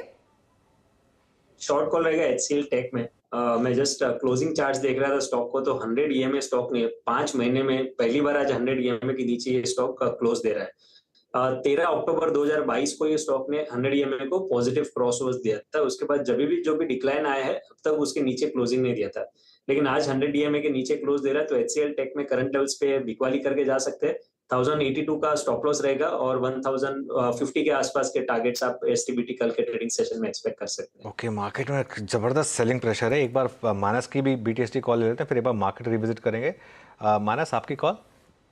देखिए BPCL पे बिकवाली करने की राय रहेगी अनुज जी। BPCL में हमने ऑलरेडी एक अच्छा मूव देख लिया है, लेकिन अब कहीं ना कहीं स्टॉक थक रहा है, करेक्शन देखने को मिल सकता है। 352 के स्टॉप लॉस से BPCL में बिकवाली करनी है, 340 रुपए के टारगेट के लिए।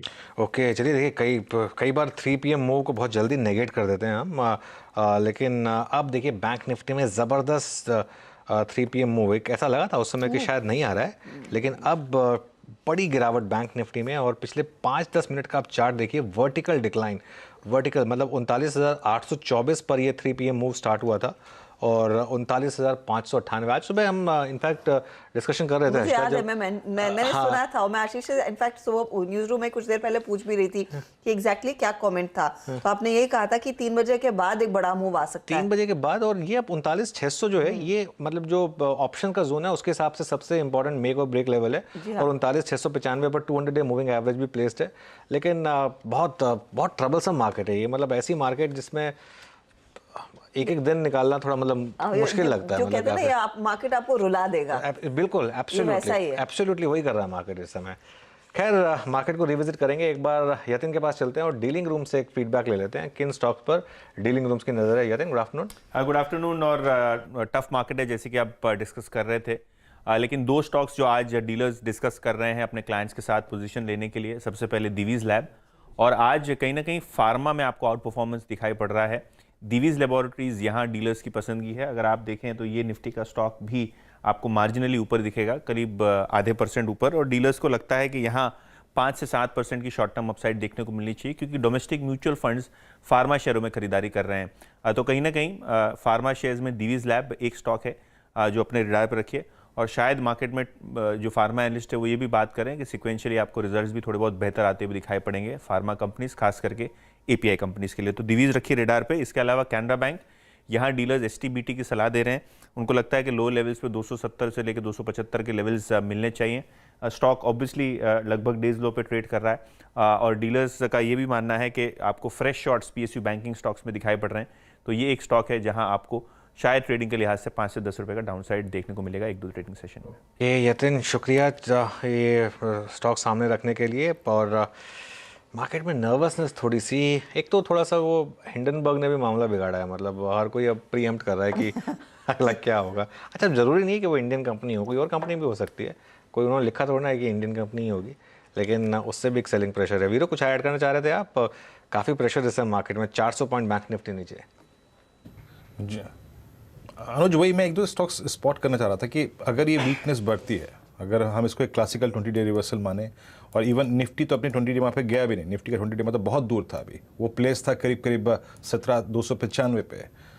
1-2 स्टॉक्स में काफ़ी शॉर्टिंग हुई है अनुज, और रिवर्सल आया है 50 डे एक्सपोनेंशियल मूविंग एवरेज से। लेट्स ब्रिंग पॉलीकैब, ये रियल स्टेट एंसिलरी स्पेस की बात कर रहा हूँ मैं। मानस, आपका टेक क्या होगा? 10 मार्च की वो हैवी कैंडल 2865 पे ट्रेड करता हुआ एक टिपिकल इन्वर्टेड फ्लैग, जिसके ब्रेकडाउन के केस को नेगेट कर रहा है आपका 50 डे में, और कुछ नेगेटिव क्रॉसओवर्स डेवलप हुए हैं यहाँ पर। आपका टेक किसी पुट ऑप्शन के थॉट से या फिर शॉर्ट ट्रेड के प्रोस्पेक्टिव से मानस, डील ऊपर ये स्टॉक?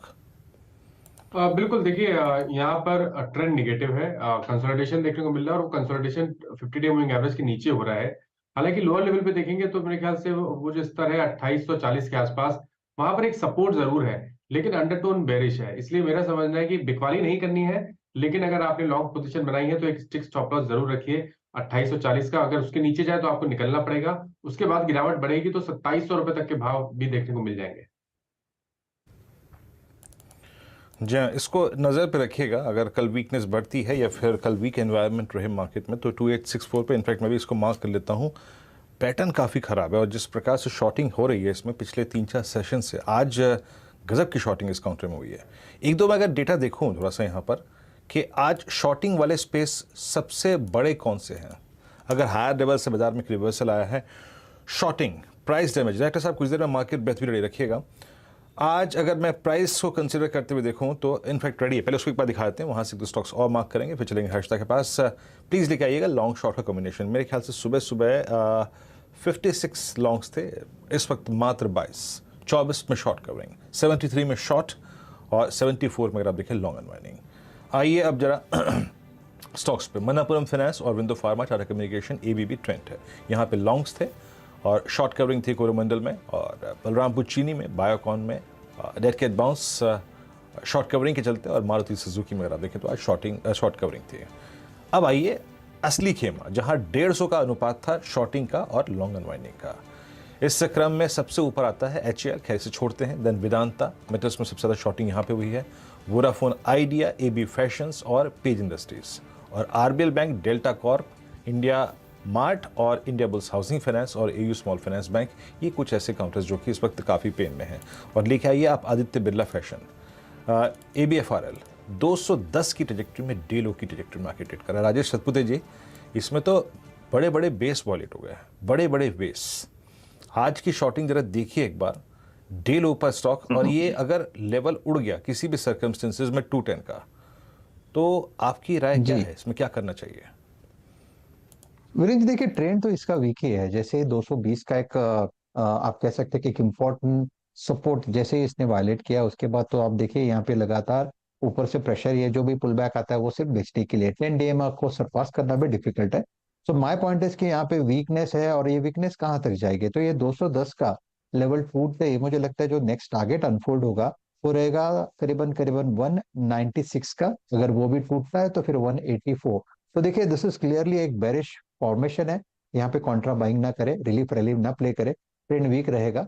तो यहाँ पे 210 के बाद आप इसे एग्रेसिवली सेल कर सकते हैं। जैसे मैंने कहा 200 पहला टारगेट, वो टूटता है तो 190 192 तक तो ऐसे ही फिसल जाएगा। ओके, तो ये फिलहाल एबी फैशन एंड रिटेल जहाँ पर 2% तक की मंदी के ट्रेड्स कैरी होते हुए दिखाई दिए थे। अभी भी एक अग्रेसिव शॉर्ट साइड का मौका है, आप बेच सकते हैं। 14 दिनों में देखिए 10-11% टूट ही चुका है। वो एक बार फिर लेकर आइएगा डेटा, उन्हीं में से एक दो स्टॉक्स पर व्यू ले भी लेते हैं। एक तो वेदांत था, पर वेदांत पर हम चर्चा कर चुके हैं, उस पर इनफैक्ट एक बाय कॉल दिया था। बैंक ऑफ बड़ौदा, हम बैंकिंग काउंटर्स की बात करें तो निफ्टी बैंक जिस तरह से टूट रहा है, बैंक ऑफ बड़ौदा पर मानस एक व्यू देंगे प्लीज फटाफट से। आपने बैंक ऑफ बड़ौदा की बात की, राइट? जी,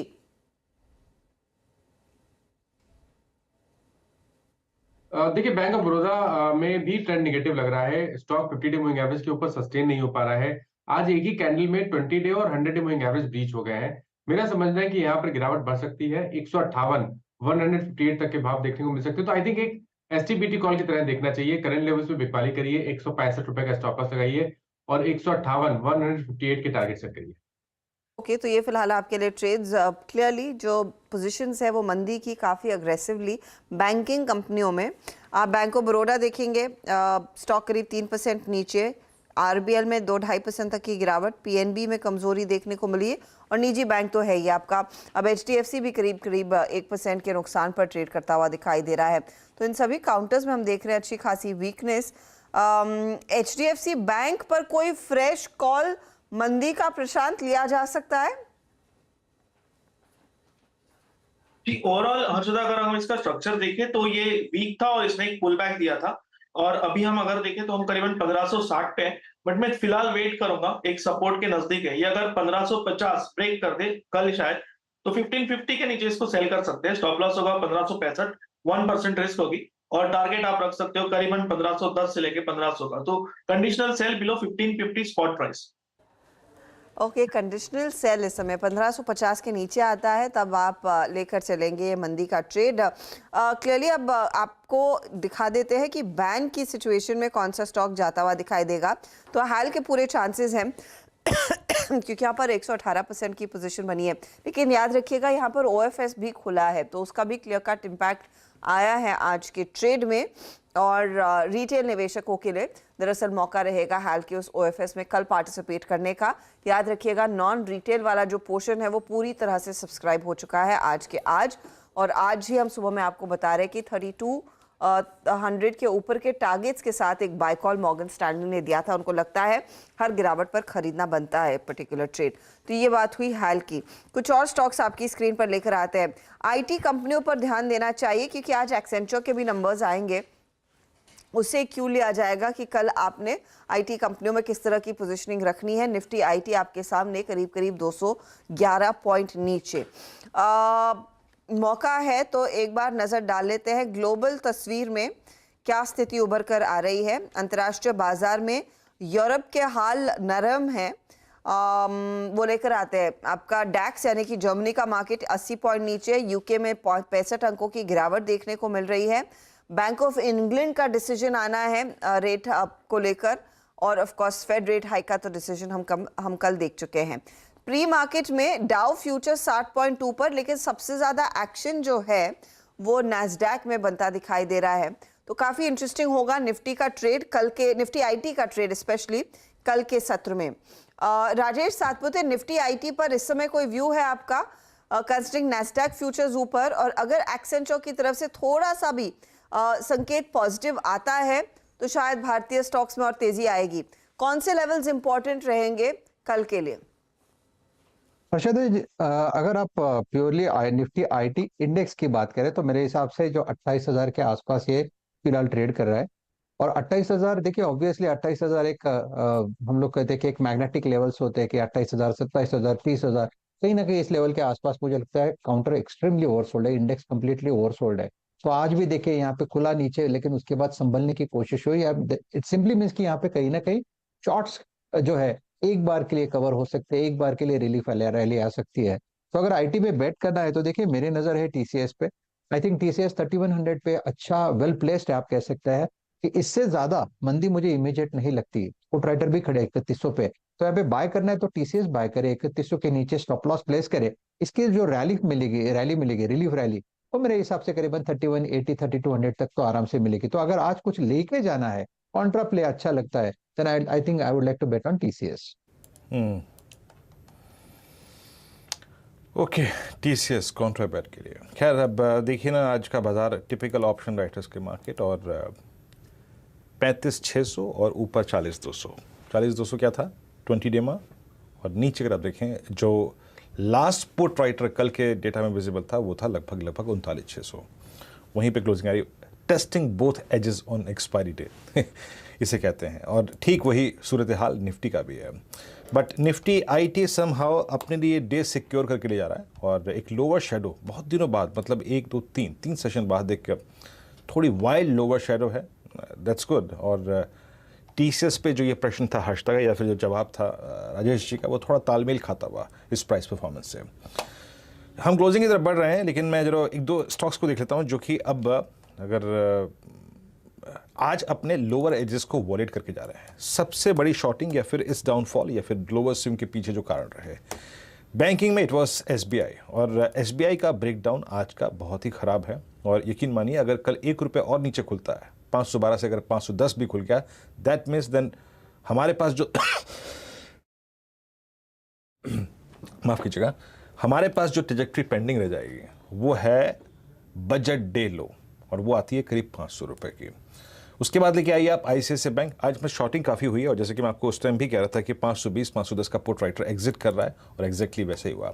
आईसीआईसीआई बैंक की हायर शेडो, यानी प्राइस ऊपर टिक नहीं पाया, but placement of ICICI versus placement of ICICI bank बिल्कुल डिफरेंट है, बिल्कुल डिफरेंट है। वो हायर ट्रेजेक्ट्री पे है, वो सारे एवरेजेस को टेस्ट कर रहा था, लास्ट ड्यू एवरेज को पार कर रहा था, बट एसबीआई आज सारे एवरेजेस के नीचे है। ये क्रॉस कॉम्बिनेशन था। मेटल्स में वेदांता की क्लोजिंग इस दौर की सबसे खराब क्लोजिंग है, और आप कैंडल को देखिए तो बहुत ही खराब कैंडल, ये 28 फरवरी के बाद सबसे खराब कैंडल है। और मैं इस कैंडल का जिक्र इसलिए कर रहा हूँ, मैंने इसको इसलिए नोट करके रखा था, ये एक टिपिकल फ्लैग है, इन्वर्टेड फ्लैग, जो कि फर्स्ट टाइम वेदांता में बहुत समय बाद बन रहा है। मैं इसका जिक्र इसलिए भी कर रहा हूँ कि जाइएगा कि थोड़ा होमवर्क करिए। वेदांता में एग्जैक्टली यही पैटर्न बनी थी मई 2022 में, और इसी पैटर्न का जब ब्रेकडाउन आया था तो बड़ा फॉल आया था वेदांता में। तो इसको रडार पे रखिएगा। कल मॉर्निंग में अगर एक ओपनिंग 266 की या फिर 265 की ट्रेजेक्टरी के नीचे हुई तो एक टिपिकल फ्लैग जो है वो कंफर्म हो जाएगा। जाइए ज़रूर मई 2022 का जो वो फ्लैग था उसको रीड कीजिएगा। उसके बाद जरा एक स्टॉक और लेके आइए जो कि आज ख़राब रहा और आई थिंक सिंक कर गया पूरा का पूरा, और वो था एशियन पेंट्स। मतलब हालात जिनके हाथ में थे बट सिंक हो रहे हैं उसके बावजूद है। एशियन पेंट्स ह्यूज शॉर्टिंग, और जरा प्लीज़ एक बार चार्ट लेके आइएगा। 2799 पे बिलो ऑल मूविंग एवरेजेस ये क्लोज होता हुआ, and same is the case Berger paints, ये भी डे लो पर और सारे एवरेजेस के नीचे बंद होता हुआ। और डिफेंस स्पेस में HCL आज below 100 day exponential moving average, और इसका एक इम्पैक्ट दूसरा डिफेंस स्टॉक जो BEL था उस पर नजर आया एट 92.15। हालांकि उतना खराब क्लोज नहीं है but still it's a weak close, अपने सारे एवरेजेस के नीचे क्लोज होता हुआ। और आज कुछ स्ट्रॉन्ग कंपोनेंट्स थे, उसमें ABB था, उसमें कोरोमंडल था, उसमें मन्नापुरम फाइनेंस था, उसमें हिंडाल्को था। मारुति में आज स्ट्रेंथ थी बिकॉज ऑफ शॉर्ट कवरिंग। लेकिन अगर आप FMCG बास्केट देखें तो यहाँ पर ITC आज एक अच्छे क्लोज की तरफ बढ़ता हुआ। बहुत दिनों बाद एक स्ट्रेंथ ITC में विजिबल थी, और ITC का क्लोज अगर यहीं आता है at 381, it will be a close above all moving averages after almost 5 session. 5 session के अंतराल के बाद ये आज इसके सारे मूविंग एवरेजेस के ऊपर क्लोज आएगा। इससे पहले याद रखिएगा 13 मार्च को ऐसा हुआ था, लेकिन उसके बाद ये अपने सारे मूविंग एवरेजेस को सरेंडर करके बंद कर रहा था। FMCG में बाइंग थी। कोलगेट को देखिए आपकी स्क्रीन पे, कोलगेट ने आज 100 डे एक्सपोनेंशियल मूविंग एवरेज पार किया पोस्ट 21 दिसंबर 2022। एक 3 महीने के अंतराल के बाद कोलगेट में काफ़ी स्ट्रॉन्ग पॉजिटिव डाइवर्जेंस। और एक बात और, यहाँ पे एक टिपिकल फ्लैग है जो स्क्रीन पे विजिबल है, और अगर ये अपने कल की जर्नी इसकी 1521 के ऊपर शुरू करता है तो वो एक बहुत ही स्ट्रॉन्ग और मोमेंटम वाला अगर आप देखें सेशन बन सकता है। और एक आखिरी स्टॉक्स जिसका जिक्र मैं करूंगा, एंड दैट सिमेंस एट 3325। आज ये स्टॉक सिमेंस अपने करियर के ऑल टाइम हाई पर 3325 पे it will be all time high for Siemens. शानदार क्लोज एबीबी का और साथ ही साथ सिमेंस का ये बहुत, अगर आप देखें अच्छा क्लोज है। एबीबी का भी कोई ख़राब क्लोज नहीं है, ये भी अपने करियर की ऑल टाइम हाई ट्रैजेक्टरी के आसपास ही क्लोज हुआ, लेकिन ये दोनों स्टॉक्स बेहद शानदार। चलते हैं हर्षदा के पास अब इस क्लोजिंग को देखने के लिए, समझने के लिए। Harshada, over to you. और एक टिपिकल एक्सपायरी डे, और क्या होता है एक्सपायरी डे, सुबह मॉर्निंग कॉल में हम बात कर रहे थे कि उसकी प्रॉपर्टीज़ को हमें आज फुलफिल करना पड़ेगा, और लीजिए कर दिया। जी हाँ, दोनों साइड के लेवल्स देख लिए हमने। डे लो के काफ़ी करीब आता हुआ इंडेक्स आपको दिखाई देगा। 17,045 हमने आज सुबह में लो देखा था, और 17,200 आज इंटरडे हाई था। तो एक्सट्रीम एंड्स पर मार्केट गया और 17,072 के आसपास निफ्टी जाकर टिकता हुआ आपको दिखाई देगा। निफ्टी बैंक भी अब 400 पॉइंट के नुकसान पर 39,582 के आसपास इस समय ट्रेड बनता हुआ दिखाई दे रहा है। जो 39,600 है उस लेवल के नीचे हम जाकर आज का दिन छोड़ रहे हैं। एडवांस डिक्लाइन रेशियो जो सुबह में थोड़ी सी फ्लैट थी, अब क्लियरली गिरने वाले शेयरों के फेवर में ही आ चुकी है। 1800 से ज़्यादा गिरने वाले स्टॉक्स एनएसई पर, और 1000 के आसपास ही बढ़ने वाले शेयरों की संख्या रह गई है। लेकिन इस गिरते बाजार में एक एबरेशन ऑफ कोर्स एफएमसीजी कंपनियां, जिसका जिक्र वीरू कर रहे थे, लेकिन साथ ही आपके 4 व्हीलर कंपनियां, मारुति देखिए 1-1.5% ऊपर, टाटा मोटर्स में भी हमने देखा करीब करीब आधे % तक का इजाफा, हीरो मोटोकॉर्प भी करीब 0.37% के गेंस पर प्राइस हाइक की के इंतजार में काउंटर्स में तेजी देखने को मिली। आज हालांकि ओएनजीसी का जहां पर साथ रहा है, रिलायंस इंडस्ट्रीज में हमने देखा कुछ बिकवाली का दबाव बनता हुआ दिखाई दिया। 2246, तो आरआईएल का ज़्यादा साथ नहीं है इस मार्केट में, और ऑफ कोर्स हमने देखा है बैंकों की तरफ से ज़्यादा प्रेशर बनता दिखाई दिया। चलिए आपके लिए लेकर आते हैं वॉल पर एक क्लोजिंग। वीरू ने लार्जली सारे स्टॉक्स आज के ट्रेड के लिहाज से रिकैप कर दिए थे। तो इंडेक्स का लेवल आपके सामने 17,068 के आसपास 82 पॉइंट्स की गिरावट पर हम आधा % नीचे जाकर टिक रहे हैं। निफ्टी बैंक आज का एक पेन पॉइंट था जहां पर 400 पॉइंट से ज़्यादा का नुकसान देखने को मिला, और वहां पर निफ्टी आईटी, और निफ्टी आईटी के लिए कल का दिन ज़्यादा इंपॉर्टेंट रहेगा। आज शाम को एक्सेंचर के नंबर्स आएंगे, ये इनका कैलेंडर ईयर का सेकेंड क्वार्टर रहेगा, और बीएफएसआई का करीब करीब 18% का कंट्रीब्यूशन है। तो वहां से फर्स्ट टेक मिलता दिखाई देगा कि आईटी कंपनियों पर ये ग्लोबल बैंकों के जो संकट है वो कितनी मार डाल रहा है, कितना सेंटिमेंट पर इम्पैक्ट कर रहा है, तो वो क्रूशल रहेगा निफ्टी आईटी का ट्रेड कल के दिन के लिए। आज फिलहाल हम 200 पॉइंट नीचे जाकर टिक रहे हैं। हीट मैप आपके लिए लेकर आएंगे जहां पर आपको साफ दिखाई देगा किन स्टॉक्स ने आज मार्केट को सपोर्ट करने की कोशिश की, और कौन से स्टॉक्स है जो दरअसल नेगेटिव टेरिटरी में बाजार को ड्रैग कर रहे थे। तो एसबीआई टॉप लूजर्स में शामिल 511 पर क्लोज। आईटी की मैं बात कर रही थी तो एचसीएल टेक जैसा काउंटर जो 1.5% नीचे है। विप्रो में हमने देखा कमजोरी, इन्फोसिस, टीसीएस, ये कुछ स्टॉक्स हैं जहां पर हमने देखा बिकवाली का दबाव रहा है। बजाज ऑटो में दबाव, लेकिन हीरो मोटोकॉर्प तेजी में। रिलायंस इंडस्ट्रीज में आज हमने देखा करीब 1-1.5% तक का नुकसान। दूसरे विकेट में ऑफकोर्स बैंकिंग काउंटर्स थे, चाहे वो कोटक हो, आईसीआईसीआई बैंक हो, एचडीएफसी बैंक हो, एसबीआई ऑफकोर्स सबसे ज्यादा टूटा है। तेजी की तरफ हिंडाल्को, ऑफकोर्स ऑटो कंपनी हमने देखी खरीदारी, और कुछ एफएमसीजी स्टॉक्स में तेजी का एक थोड़ा सा छौंक लगी है।